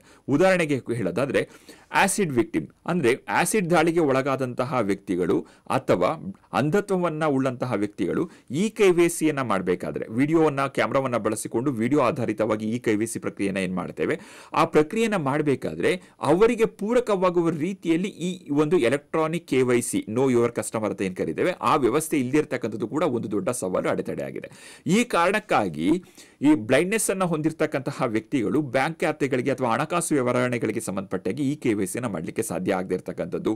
ಆಸಿಡ್ ವಿಕ್ಟಿಮ್ ಅವರ ಒಂದು ಮುಖಚರ್ಯೆ ಅಲ್ಲಿ ಆರ್ಟಿಫಿಷಿಯಲ್ ಇಂಟೆಲಿಜೆನ್ಸ್ ಅಥವಾ ಆಟೋಮೆಟಿಕ್ ಮೋಡ್ ಅಲ್ಲಿ ಒಂದು ಈ KYC ಪ್ರಕ್ರಿಯೆ ಸ್ವಯಂಚಾಲಿತ ರೀತಿಯಲ್ಲಿ ಆಗೋದ್ರಿಂದ ಇವರ ಮುಖಚರ್ಯೆಯಲ್ಲಿ ಬದಲಾವಣೆಗಳಿದೆ ಅಂತೇಳಿ ಆ ಒಂದು ವ್ಯವಸ್ಥೆ ಅದನ್ನ ಆ ಫೇಸ್ ಅನ್ನ ಪರಿಗಣಿಸ್ತಾ ಇರ್ತಕ್ಕಂಥದ್ದು, ಮುಖಚರ್ಯೆಗಳನ್ನ ಗ್ರಹಿಸ್ತಾ ಇರ್ತಕ್ಕಂಥದ್ದು, ಇವೆಲ್ಲವೂ ಕೂಡ ಈ ಒಂದು ಇನ್ಸ್ಟಿಟ್ಯೂಷನಲ್ ಅಥವಾ ಸಾಂಸ್ಥಿಕವಾದಂತಹ ಅಡೆತಡೆಗಳಿಗೆ ಉದಾಹರಣೆ ಆಗಿದೆ. ಸೊ ಉಳಿದ ಅಡೆತಡೆಗಳನ್ನ ತಾವು ಇಲ್ಲಿ ಸ್ಲೈಡಲ್ಲಿ ನೋಡ್ತಾ ಇದ್ದೀರಿ ಮತ್ತು ನಮ್ಮ ಅನುವುಗಾರರು ಅಥವಾ ನಮ್ಮ ಸಂಪನ್ಮೂಲ ವ್ಯಕ್ತಿಗಳು ಏನಿದ್ದಾರೆ ಅವರು ಅದರ ಬಗ್ಗೆ ತರಬೇತಿ ಅಧಿವೇಶನ ನಂತರದಲ್ಲಿ ತಮ್ಮ ಜೊತೆಗೆ ಮತ್ತಷ್ಟು ಚರ್ಚೆ ಮಾಡೋರಿದ್ದಾರೆ. ಹಾಗಾಗಿ ತ್ವರಿತವಾಗಿ ನಾನು ಮುಂದಿನ ಒಂದು ಅಂಶಕ್ಕೆ ಹೋಗ್ತಾ ಇದ್ದೇನೆ. ಅಂಗವಿಕಲತೆಯುಳ್ಳ ಮಕ್ಕಳು ಗ್ರಂಥಾಲಯದ ಬಳಕೆಯಲ್ಲಿ ಎದುರಿಸುತ್ತಿರುವ ಅಡೆತಡೆಗಳವು. ನೋಡಿ, ಅಂಗವಿಕಲತೆಯುಳ್ಳಂತಹ ಮಕ್ಕಳು ನಮ್ಮ ಅರಿವು ಕೇಂದ್ರಗಳಲ್ಲಿ ಎದುರಿಸಿರ್ತಕ್ಕಂಥ ಸವಾಲುಗಳೇನು ಎಂಬುದನ್ನು ನಾವಿಲ್ಲಿ ಪಟ್ಟಿ ಮಾಡಿದ್ದೇವೆ. ಈ ವಿಚಾರದ ಕಡೆಗೆ ದಯಮಾಡಿ ನಮ್ಮ ಗ್ರಂಥಾಲಯ ಅರಿವು ಕೇಂದ್ರಗಳ ಮೇಲ್ವಿಚಾರಕರು ಹಾಗೂ VRW ಮಿತ್ರರು ಆದ್ಯ ಗಮನವನ್ನು ಕೊಡಬೇಕಾಗ್ತದೆ. ತಮಗೆ ಸಾಕಷ್ಟು ಬಾರಿ ಬಂದಿರ್ತದೆ, ಬೇರೆ ಬೇರೆ ಅಂಗವಿಕಲತೆ ಇರ್ತಕ್ಕಂಥ ಮಕ್ಕಳು ಗ್ರಂಥಾಲಯಕ್ಕೆ ಬಂದಾಗ ನಮ್ಮ ಅರಿವು ಕೇಂದ್ರದ ಸೌಲಭ್ಯಗಳನ್ನು ಸೇವೆಗಳನ್ನು ಈ ಮಕ್ಕಳು ಪಡೆದುಕೊಳ್ಳಿಕ್ಕೆ ಸಾಧ್ಯ ಆಗ್ತಾ ಇಲ್ಲ, ಅಥವಾ ಆ ಮಕ್ಕಳು ಬಂದು ನಾನು ಅರಿವು ಕೇಂದ್ರದ ಸೌಕರ್ಯನ ಪಡೆದುಕೊಡ್ತೇನೆ, ಅದೊಂದು ಪುಸ್ತಕವನ್ನು ಓದಬೇಕು, ನಾನೊಂದು ಪತ್ರಿಕೆಯನ್ನು ಓದಬೇಕು, ನಾನೊಂದು ಆಟವನ್ನು ಆಡಬೇಕು ಅಂತ ಅಂದಾಗ ಆ ಮಗುವನ್ನು ಯಾವ ರೀತಿಯಲ್ಲಿ ಒಳಗೊಳ್ಬೇಕು ಅನ್ನೋದ್ರ ಬಗ್ಗೆ ತಮ್ಮದೇ ಆದ ಸವಾಲುಗಳಿದ್ದಾವೆ. ಸೊ ಈ ಸವಾಲುಗಳಿಗೆ ಪರಿಹಾರವನ್ನು ಕೊಡಬೇಕು ಅಂದರೆ ಮೊದಲು ಆ ಸವಾಲುಗಳ ಅಥವಾ ಸಮಸ್ಯೆಗಳನ್ನ ಸರಿಯಾಗಿ ಅರ್ಥ ಮಾಡ್ಕೋಬೇಕಾಗತ್ತೆ. ಅಂತಹ ಒಂದಷ್ಟು ಸಮಸ್ಯೆಗಳನ್ನ ಸವಾಲುಗಳನ್ನ ನಾವಿಲ್ಲಿ ಪಟ್ಟಿ ಮಾಡಿದ್ದೇವೆ. ಇದಕ್ಕೆ ತಮ್ಮ ಮನಸ್ಸಿನಲ್ಲೇ ಈಗಾಗಲೇ ಈ ತರದ ಅನುಭವಗಳು ಇದರ ಜೊತೆಯಾಗಿ ಇಲ್ಲಿ ಕೋರಿಲೇಟ್ ಆಗ್ತಾ ಅಥವಾ ಸಂಪರ್ಕವನ್ನ ಅಥವಾ ಕನೆಕ್ಟ್ ಆಗ್ತಾ ಹೋಗ್ತಾ ಇರ್ತವೆ. ನೋಡಿ, ಗಮನಿಸಿ, ದೃಷ್ಟಿ ಸವಾಲುಳ್ಳಂತಹ ಒಂದು ಮಗು ತಮ್ಮ ಅರಿವು ಕೇಂದ್ರಕ್ಕೆ ಬಂದಿದೆ ಅಂತಂದ್ರೆ ನಾವೆಲ್ಲರೂ ಕೂಡ ಅರಿವು ಕೇಂದ್ರಗಳಲ್ಲಿ ಬಹುತೇಕ ಪ್ರಮಾಣದಲ್ಲಿ ಇಟ್ಟಿರ್ತಕ್ಕಂಥದ್ದು ಪ್ರಿಂಟೆಡ್ ಬುಕ್ಸ್ಗಳನ್ನ ನಾವು ಇಟ್ಟಿದ್ದೇವೆ. ಆ ಪ್ರಿಂಟೆಡ್ ಬುಕ್ಸ್ಗಳನ್ನ ಮುದ್ರಿತ ಪುಸ್ತಕಗಳಿದ್ದಾವೆ, ಅದನ್ನ ಅಂಧತ್ವ ಉಳ್ಳಂತಹ ಒಂದು ಮಗು ಓದ್ಲಿಕ್ಕಾಗಲ್ಲ. ಅಂಧತ್ವ ಇರ್ತಕ್ಕಂಥ ಮಗು ಓದಬೇಕು ಅಂದ್ರೆ ಆ ಮಗುಗೆ ಬ್ರೈಲ್ ಪುಸ್ತಕ ಬೇಕು. ಆ ಬ್ರೈಲ್ ಪುಸ್ತಕ ಇದ್ರೆ ಮತ್ತು ಆ ಮಗು ಬ್ರೈಲ್ ಅನ್ನ ಕಲ್ತಿದ್ರೆ ಆ ಮಗು ಅದನ್ನ ಓದ್ಲಿಕ್ಕೆ ಸಾಧ್ಯ ಆಗುತ್ತೆ. ಆದ್ರೆ ಒಂದು ವೇಳೆ ಆ ಮಗು ಬ್ರೈಲ್ ಲಿಪಿಯನ್ನ ಕಲಿಯಕ್ಕೆ ಅವಕಾಶಗಳು ಸಿಕ್ಕಿರ್ಲಿಲ್ಲ ಅಂತಂದ್ರೆ ಅದಕ್ಕೆ ಕಲಿಯೋದಕ್ಕೆ ಬೇಕಾದ ವ್ಯವಸ್ಥೆಗಳಾಗಬೇಕಾಗತ್ತೆ. ಪ್ರಸಕ್ತ ನಮ್ಮ ಅರಿವು ಕೇಂದ್ರಗಳಲ್ಲಿ ಈ ವ್ಯವಸ್ಥೆ ಇಲ್ಲ. ಬ್ರೈಲ್ ಪುಸ್ತಕಗಳು ಕೆಲವು ಅರಿವು ಕೇಂದ್ರಗಳಲ್ಲಿದೆ, ಆದ್ರೆ ಬ್ರೈಲ್ ಕಲಿಲಿಕ್ಕೆ ಬೇಕಾದಂತಹ ಒಂದು ಪೂರಕ ವ್ಯವಸ್ಥೆ ಸದ್ಯಕ್ಕೆ ನಮ್ಮಲ್ಲಿ ಇನ್ನು ಮುಂದೆ ಈ ಒಂದು ಕಾರ್ಯದರ್ಶಿನಿ ಮುಖಾಂತರವಾಗಿ ಪ್ರಾರಂಭ ಆಗಬೇಕಾಗಿದೆ. ಹಾಗೆಯೇ ಶ್ರವಣ ದೋಷವನ್ನ ಅಥವಾ ಶ್ರವಣ ನ್ಯೂನ್ಯತೆಯನ್ನು ಹೊಂದಿರತಕ್ಕಂತಹ ಸವಾಲುಗಳನ್ನ ಹೊಂದಿರತಕ್ಕಂಥ ಒಂದು ಮಗು ಬಂದರೆ ಅದಕ್ಕೆ ತಾವು ಆಡಿಯೋ ಕಂಟೆಂಟ್ಗಳನ್ನ ಇಟ್ಟಿದ್ದ ಪಕ್ಷದಲ್ಲಿ ಆ ಮಗುಗೆ ಆಡಿಯೋ ಕಂಟೆಂಟ್ಗಳನ್ನ ಕೇಳಲಿಕ್ಕೆ ಸಾಧ್ಯ ಆಗಲ್ಲ. ಆವಾಗ ಟೆಕ್ಸ್ಟ್ ಕ್ಯಾಪ್ಷನಿಂಗ್ ಇರ್ತಕ್ಕಂಥ ಅಂದರೆ ಆಡಿಯೋದಲ್ಲಿ ಏನು ಬರ್ತಾ ಇದೆ ಅಂತಕ್ಕಂಥದ್ದು ಪಠ್ಯ ರೂಪದಲ್ಲಿ ಮಗುವಿಗೆ ಕಾಣೋ ರೀತಿಯಲ್ಲಿ ಡಿಸ್ಪ್ಲೇ ಆಗ್ತಾ ಇದ್ರೆ ಆ ಮಗು ಅದನ್ನು ಸುಲಭವಾಗಿ ಗ್ರಹಿಸುತ್ತೆ. ಇದು ಒಂದು ಭಾಗ. ಹಾಗೆಯೇ ಭೌತಿಕವಾದ ಒಂದು ಅಂಗವಿಕಲತೆಯನ್ನು ಹೊಂದಿರತಕ್ಕಂತಹ ಒಂದು ಮಕ್ಕಳನ್ನು ಗಮನಿಸೋದಾದ್ರೆ ಅಂದರೆ ಆರ್ಥೋಪೆಡಿಕಲ್ ಡಿಸಬಿಲಿಟಿಯನ್ನು ಹೊಂದಿರ್ತಾರೆ, ಲೋಕೋಮೋಟಿವ್ ಡಿಸಬಿಲಿಟಿ ಅಂತ ನಾವು ಕರಿತೇವೆ. ಅಂದರೆ ಕೈಯ ಮತ್ತು ಕಾಲಿನ ಒಂದು ಸ್ವಾಧೀನತೆಯ ಸಮಸ್ಯೆಗಳನ್ನು ಸವಾಲುಗಳನ್ನ ಹೊಂದಿರತಕ್ಕಂಥ ಮಗು ಅರಿವು ಕೇಂದ್ರಕ್ಕೆ ಬರಬೇಕು ಅಂದರೆ ಅದರ ಪ್ರವೇಶ ಸುಗಮವಾಗಿರಬೇಕು. ಮೊದಲು ಅಲ್ಲಿ ಮೆಟ್ಟಿಲುಗಳು ಇದ್ದು ವೀಲ್ ಚೇರ್ನ ಬಳಸಿಕೊಂಡು ಅದರ ಒಳಗಡೆ ಬರಲಿಕ್ಕೆ ಪೂರಕವಾಗಿರಲಿಲ್ಲ ಅಂತಂದ್ರೆ ಅಥವಾ ಮೆಟ್ಟಿಲುಗಳು ಹತ್ತುವ ರೀತಿಯಲ್ಲಿ ಇರಲಿಲ್ಲ ಅಂತಂದ್ರೆ ಸೂಕ್ತವಾದ ರ್ಯಾಂಪ್ ಸೌಕರ್ಯ ಇರಬೇಕು. ಅದಿರಲಿಲ್ಲ ಅಂತಂದ್ರೆ ಆ ಮಗು ನೀವೆಲ್ಲ ಒಳಗಡೆ ಏನೆಲ್ಲ ವ್ಯವಸ್ಥೆಯನ್ನ ಮಾಡಿದ್ದಾಗ್ಯೂ ಕೂಡ ಅತ್ಯಾಧುನಿಕವಾದ ಗ್ರಂಥಾಲಯ ಸೌಕರ್ಯಗಳನ್ನ ಒದಗಿಸಿದ್ದಾಗ್ಯೂ ಕೂಡ ಪ್ರವೇಶ ದ್ವಾರವೇ ಸುಗಮವಾಗಿರಲಿಲ್ಲ, ಅಡೆತಡೆಯಿಂದ ಕೂಡಿತು ಅಂದ್ರೆ ಆ ಮಕ್ಕಳು ಒಳಗಡೆ ಬರಲಿಕ್ಕೆ ಆಗಲ್ಲ. ಆಗ ಮಕ್ಕಳು ವಂಚಿತರಾಗ್ತಾರೆ. ಎಲ್ಲವನ್ನೂ ಮಾಡಿದ್ವಿ ಅಂತ ಅನ್ಕೊಳ್ಳೋಣ, ಬೇರೆ ಬೇರೆ ಅಂಗವಿಕಲತೆ ಇರತಕ್ಕಂತಹ ಮಕ್ಕಳು ನಮ್ಮ ಅರಿವು ಕೇಂದ್ರದ ವ್ಯಾಪ್ತಿಯಲ್ಲಿ ಗ್ರಾಮ ಪಂಚಾಯತಿ ಲಿಮಿಟ್ಸ್ ಅಲ್ಲಿ ಏನಿದ್ದಾರೆ ಆ ಎಲ್ಲಾ ಮಕ್ಕಳ ಅವಶ್ಯಕತೆ ಗಮನದಲ್ಲಿಟ್ಕೊಂಡು ಎಲ್ಲದ ಪೂರಕವಾಗಿ ಎಲ್ಲವನ್ನೂ ನಿರ್ಮಾಣ ಮಾಡಿ ಎಲ್ಲ ವ್ಯವಸ್ಥೆಗಳನ್ನು ಕಲ್ಪಿಸಿದ್ದೇವೆ ನಮ್ಮ ಇತಿಮಿತಿಗಳಲ್ಲಿ ಅಂತ ಅನ್ಕೊಳ್ಳೋಣ. ಎಲ್ಲ ಮಾಡಿದ್ದಾಗ್ಯೂ ಕೂಡ ಆ ಮಕ್ಕಳನ್ನು ಒಳಗೊಳ್ತಕ್ಕಂತಹ ಒಂದು ಮನೋಭಾವದ ಕೊರತೆ ಇದ್ದರೆ ಈ ಎಲ್ಲವನ್ನೂ ಕಲ್ಪಿಸಿ ಕೂಡ ನಮಗೆ ಪ್ರಯೋಜನ ಆಗೋದಿಲ್ಲ. ಅಂದ್ರೆ ಮನೋಭಾವದ ಅಡೆತಡೆಯನ್ನು ಕೂಡ ನಾವು ನಿವಾರಣೆ ಮಾಡಬೇಕಾಗತ್ತೆ. ಈ ಮನೋಭಾವದ ಅಡೆತಡೆಗಳನ್ನ ಹೇಗೆ ನಿವಾರಣೆ ಮಾಡಬೇಕು ಅಂತೇಳಿ ಮುಂದಿನ ಅಧಿವೇಶನದಲ್ಲಿ ಒಂದು ಅಪೇಕ್ಷಿತ ವರ್ತನೆಗಳು, ಅಂಗವಿಕಲತೆಯುಳ್ಳ ಮಕ್ಕಳಿಗೆ ಸಂಬಂಧಪಟ್ಟಾಗೆ ಅಪೇಕ್ಷಿತ ವರ್ತನೆಗಳು ಎಂಬುದರ ಬಗ್ಗೆ ಆ ಒಂದು ಅಧಿವೇಶನದಲ್ಲಿ ತಾವು ತಿಳ್ಕೊತೀರಿ. ಹಾಗಾಗಿ ನಾನು ಅದನ್ನು ಸಂಕ್ಷಿಪ್ತವಾಗಿ ಹೇಳಿ ಇನ್ನು ಮುಂದಕ್ಕೆ ಹೋಗ್ತಾ ಇದ್ದೇನೆ. ಸೊ ಮನೋಭಾವ ಮನೋಧೋರಣೆ ಅಂತಕ್ಕಂಥದ್ದು ಬಹಳ ಮುಖ್ಯ ಆಗುತ್ತೆ. ಮನೋಭಾವ ಮನೋಧರಣೆ ಯಾರ್ದು ಅಂತ ನೋಡೋದಾದ್ರೆ ಅರಿವು ಕೇಂದ್ರದ ಮೇಲ್ವಿಚಾರಕರದು ಮತ್ತು ಅರಿವು ಕೇಂದ್ರದ ಅದಕ್ಕಿಂತ ನಮ್ಮ ಗ್ರಾಮ ಪಂಚಾಯತಿಗಳ ಗ್ರಾಮೀಣ ಪುನರ್ವಸತಿ ಕಾರ್ಯಕರ್ತರು, ಒಟ್ಟಾರೆ ನಮ್ಮ ಗ್ರಾಮ ಪಂಚಾಯತಿ ಕಾರ್ಯಾಲಯ ಒಟ್ಟಾರೆ ವ್ಯವಸ್ಥೆಯ ಒಂದು ಮನೋಧರಣೆ ಮನೋಭಾವ ಎಂಬತಕ್ಕಂಥದ್ದು ಪೂರಕವಾದ ರೀತಿಯಲ್ಲಿ ಬದಲಾವಣೆಯನ್ನು ಹೊಂದಬೇಕಾಗ್ತದೆ. ಇದು ಕೂಡ ಬಹಳ ಮುಖ್ಯ. ಸೊ ಗ್ರಂಥಾಲಯದಲ್ಲಿ ಎದುರಿಸ್ತಕ್ಕಂಥ ಸವಾಲುಗಳು ಏನು ಅನ್ನೋದನ್ನ ತಾವಿಲ್ಲಿ ವಿಶ್ಲೇಷಣೆ ಮಾಡಿದಿರಿ. ಹಾಗೆ ಸ್ವಲ್ಪ ಮಟ್ಟಿಗೆ ಪರಿಹಾರದ ಭಾಗವನ್ನು ಕೂಡ ಮಧ್ಯದಲ್ಲಿ ಹೇಳಿದ್ದೇನೆ. ಸೊ ಉಳಿದಂತೆ ಡೀಟೇಲ್ ಆಗಿ ನೋಡೋಣ ನಂತರದ ಅಧಿವೇಶನಗಳಲ್ಲಿ. ಈಗ ಮುಂದಕ್ಕೆ ನೋಡೋದಾದ್ರೆ ಸುಗಮ್ಯತೆ, ಅಕ್ಸೆಸಿಬಿಲಿಟಿ. ನಾನು ಆಗ್ಲೇ ಹೇಳಿದೆ, ಪ್ರಾರಂಭದಲ್ಲಿ ಅಧಿವೇಶನವನ್ನ ಪ್ರಾರಂಭ ಮಾಡಬೇಕಾದ್ರೆ ಅಡೆತಡೆಗಳಂತ ನಾವು ಇಷ್ಟೊಂದೆಲ್ಲ ನೋಡಿದ್ವಲ್ವಾ, ಈ ಅಡೆತಡೆಗಳು ಹೇಳಿದ್ವಿ, ಅದಕ್ಕೆ ಪರಿಹಾರೋಪಾಯಗಳು ಬೇಕಲ್ಲ. ಆ ಪರಿಹಾರೋಪಾಯದ ಭಾಗವಾಗಿ ನೋಡ್ತಕ್ಕಂಥ ಮೊದಲ ಅಂಶ ಏನು ಅಂತಂದ್ರೆ ಆಕ್ಸೆಸಿಬಿಲಿಟಿ, ಸುಗಮ್ಯತೆ, ಅಥವಾ ಅದನ್ನ ಸುಲಭ ಲಭ್ಯತೆ ಅಂತಲೂ ಕೂಡ ತಾವು ಅಧಿನಿಯಮಗಳಲ್ಲಿ ಅಥವಾ ನಿಯಮಗಳಲ್ಲಿ ತಾವು ಅದನ್ನ ನೋಡ್ಬೋದು. ಸುಲಭ ಸಾಧ್ಯತೆ ಅಂತಲೂ ಕೂಡ ಕೆಲವರು ಬಳಸ್ತಾರೆ. ಆದ್ರೆ ಭಾರತ ಸರ್ಕಾರ ಬಳಸಿರ್ತಕ್ಕಂಥ ಪ್ರಕಾರವಾಗಿ ನಾವಿಲ್ಲಿ ಸುಗಮ್ಯತೆ ಎಂಬತಕ್ಕಂಥ ಪದವನ್ನ ಆಕ್ಸೆಸಿಬಿಲಿಟಿಗೆ ಪರ್ಯಾಯವಾಗಿ ಇಲ್ಲಿ ಬಳಸಿದ್ದೇವೆ. ಏನಿದೆ ಆಕ್ಸೆಸಿಬಿಲಿಟಿ, ಸುಗಮ್ಯತೆ ಅಂತ ನೋಡೋದಾದ್ರೆ ಬಹಳ ಮುಖ್ಯವಾಗಿ ಇದನ್ನ ಬಹಳ ಸ್ಪಷ್ಟವಾಗಿ ಅರ್ಥ ಮಾಡ್ಕೊಳ್ಬೇಕಾಗತ್ತೆ. ಇದನ್ನ ಮತ್ತು ಸಮಗ್ರವಾಗಿ ಅರ್ಥ ಮಾಡ್ಕೊಳ್ಬೇಕಾಗತ್ತೆ. ಇದು ಬಹಳ ಮುಖ್ಯವಾದ ವಿಚಾರ. ಯಾವುದೇ ಸಾರ್ವಜನಿಕ ಸೇವೆಗಳನ್ನ, ಸೌಲಭ್ಯಗಳನ್ನ, ವಸ್ತುಗಳನ್ನ ಯಾವುದೇ ಒಂದು ವ್ಯಕ್ತಿ ಅಥವಾ ಮಗು ಸ್ವತಂತ್ರವಾಗಿ, ಸಮಾನವಾಗಿ, ಗೌರವಪೂರ್ವಕವಾಗಿ, ಘನತೆಯಿಂದ ಬಳಸುವ ರೀತಿಯಲ್ಲಿ ಸಿದ್ಧಗೊಳಿಸ್ತಕ್ಕಂಥದ್ದು ಇದೆಯಲ್ಲ ಅದನ್ನೇ ನಾವು, ಅಥವಾ ಅದನ್ನು ಮಾರ್ಪಡಿಸ್ತಕ್ಕಂಥದ್ದು ಇದೆಯಲ್ಲ ಅದನ್ನೇ ನಾವು ಆಕ್ಸೆಸಿಬಿಲಿಟಿ ಅಥವಾ ಸುಗಮ್ಯತೆ ಅಂತೇಳಿ ಕರಿತೇವೆ. ಉದಾಹರಣೆಗೆ ತಮ್ಮ ಗ್ರಂಥಾಲಯಗಳಿಗೆ ಒಳಗಡೆ ಬರಲಿಕ್ಕೆ ಮೆಟ್ಲುಗಳಿದ್ದಾವೆ, ರ್ಯಾಂಪ್ ಸೌಕರ್ಯ ಇಲ್ಲ. ವೀಲ್ ಚೇರ್ನ ಬಳಸ್ತಕ್ಕಂಥವ್ರು ಒಳಗಡೆ ಬರಬೇಕಾದ್ರೆ ರ್ಯಾಂಪ್ ವ್ಯವಸ್ಥೆ ಬೇಕು. ಸೊ ಮೆಟ್ಟಿನೆಲ್ಲ ಪಕ್ಕದಲ್ಲಿ ಇರ್ತಕ್ಕಂಥ ಸ್ವಲ್ಪ ಖಾಲಿ ಜಾಗವನ್ನು ಬಳಸ್ಕೊಂಡು ನೀವು ಅದನ್ನ ಒಂದು ರ್ಯಾಂಪ್ ಅನ್ನು ಹಾಕ್ಸಿದ್ರೆ ಆವಾಗ ನಿಮ್ಮ ಅರಿವು ಕೇಂದ್ರ ಆ ಮಕ್ಕಳಿಗೆ ಸಂಬಂಧಿಸಿದಂತೆ ಅಕ್ಸೆಸಿಬಲ್ ಆಗತ್ತೆ. ಸೊ ಆಗ ಆ ಮಕ್ಕಳು ಸುಗಮವಾಗಿ ಒಳಗಡೆ ಬರಲಿಕ್ಕೆ ಅನುಕೂಲ ಆಗ್ತದೆ. ಅಂದ್ರೆ ಆಕ್ಸೆಸಿಬಿಲಿಟಿ ಅಂತಕ್ಕಂಥದ್ದು ಈಗಾಗಲೇ ವ್ಯವಸ್ಥೆ ನಿರ್ಮಾಣ ಆಗೋಗಿದೆ. ಓಕೆ, ನಮಗೆ ಗೊತ್ತಿರಲಿಲ್ಲ ಇವೆಲ್ಲ. ನಮ್ಮ ಒಂದು ಸೇವೆಗಳನ್ನ ವಿವಿಧ ಒಂದು ಸವಾಲು ಉಳ್ಳಂತಹ ವ್ಯಕ್ತಿಗಳು ಬಳಸ್ತಾರೆ ಅನ್ನೋದ್ರ ಬಗ್ಗೆ ನಮಗೆ ಅರಿವಿರಲಿಲ್ಲ. ಈಗಾಗಲೇ ಒಂದು ವ್ಯವಸ್ಥೆ ನಿರ್ಮಾಣ ಆಗೋಗಿದೆ. ಆದರೆ ಈಗ ಅವರೆಲ್ಲರೂ ಒಳಗೊಳ್ಬೇಕು ಅಂತಂದ್ರೆ ಈ ಅಡಚಣೆಗಳು ಏನೆಲ್ಲ ನೋಡಿದ್ವಲ್ಲ ಆ ಅಡಚಣೆಗಳಿಗೆ ಪರಿಹಾರ ಕಂಡುಕೊಳ್ತಾ ಹೋಗ್ಬೇಕು. ಆ ಪರಿಹಾರಗಳೇ ಈ ಆಕ್ಸೆಸಿಬಿಲಿಟಿ ಅಥವಾ ಸುಗಮ್ಯತೆ. ನಿರ್ದಿಷ್ಟ ಅಡೆತಡೆಗಳನ್ನ ನಾವು ಇಲ್ಲಿ ಅದಕ್ಕಿರ್ತಕ್ಕಂಥ ಪರಿಹಾರಗಳನ್ನ ನೋಡಿಕೊಂಡು ಅದನ್ನ ಬಗೆಹರಿಸ್ತಾ ಹೋಗ್ಬೇಕಾಗತ್ತೆ. ಈ ಆಕ್ಸೆಸಿಬಿಲಿಟಿ ಅಂತಕ್ಕಂಥದ್ದು ಅಂಗವಿಕಲತೆ ಉಳ್ಳ ವ್ಯಕ್ತಿಗಳ ಹಕ್ಕುಗಳ ಅಧಿನಿಯಮ 2014 ಪ್ರಕಾರ ಯಾವುದೇ ಒಬ್ಬ ವ್ಯಕ್ತಿ, ಅಂಗವಿಕಲತೆ ಉಳ್ಳ ವ್ಯಕ್ತಿಗೆ ಒಂದು ಕಾನೂನಾತ್ಮಕವಾದ ಹಕ್ಕಾಗಿರುತ್ತೆ. ಇದನ್ನ ನಿರಾಕರಿಸಲಿಕ್ಕೆ ಬರಲ್ಲ. ಅಂದ್ರೆ ಇದನ್ನ ಪರೋಪಕಾರದ ದೃಷ್ಟಿಯಿಂದ ಏನೋ ಒಳ್ಳೇದಾಗ್ಲಿ ಅನ್ನೋ ದೃಷ್ಟಿಯಿಂದ ಅಥವಾ ಕೇವಲ ಮಾನವೀಯತೆಯ ಕಾರಣಕ್ಕಾಗಿ ಮಾಡ್ತಕ್ಕಂತಹ ಒಂದು ಪ್ರಕ್ರಿಯೆ ಅಲ್ಲ.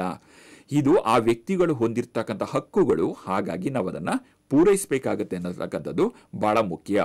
ಹಕ್ಕು ಅಂದ್ರೆ ಏನು ಅಂತ ನಾನು ಹೇಳಿಕ್ಕೆ ಹೋಗಲ್ಲ, ನಿಮ್ಗಾಗಲೇ ಇದರ ಬಗ್ಗೆ ಪರಿಚಯ ಇದೆ ಅಂತೇಳಿ ನಾನು ಭಾವಿಸ್ತೇನೆ.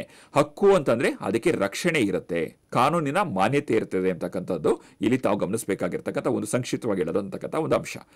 ಹಾಗಿದ್ರೆ ಈ ಆಕ್ಸೆಸಿಬಿಲಿಟಿಗೆ ಸಂಬಂಧಪಟ್ಟಾಗೆ ಈ ಒಂದು ಅಧಿನಿಯಮದಲ್ಲಿ, ಅಂಗವಿಕಲತೆಯುಳ್ಳ ವ್ಯಕ್ತಿಗಳ ಹಕ್ಕುಗಳ ಅಧಿನಿಯಮದಲ್ಲಿ ಸಾಕಷ್ಟು ಮ್ಯಾಂಡೇಟ್ಸ್ಗಳಿದ್ದಾವೆ, ಅಂದರೆ ಕಡ್ಡಾಯವಾದ ನಿಬಂಧನೆಗಳಿದ್ದಾವೆ. ಅದೆಲ್ಲವನ್ನೂ ಹೇಳಲಿಕ್ಕೆ ಸಮಯ ಇಲ್ಲದಿರೋದ್ರಿಂದ ಆ ನಿಬಂಧನೆಗಳನ್ನು, ಸಂಬಂಧಪಟ್ಟ ನಿಬಂಧನೆಗಳನ್ನ ಪಾಲನೆ ಮಾಡಬೇಕಾಗತ್ತೆ.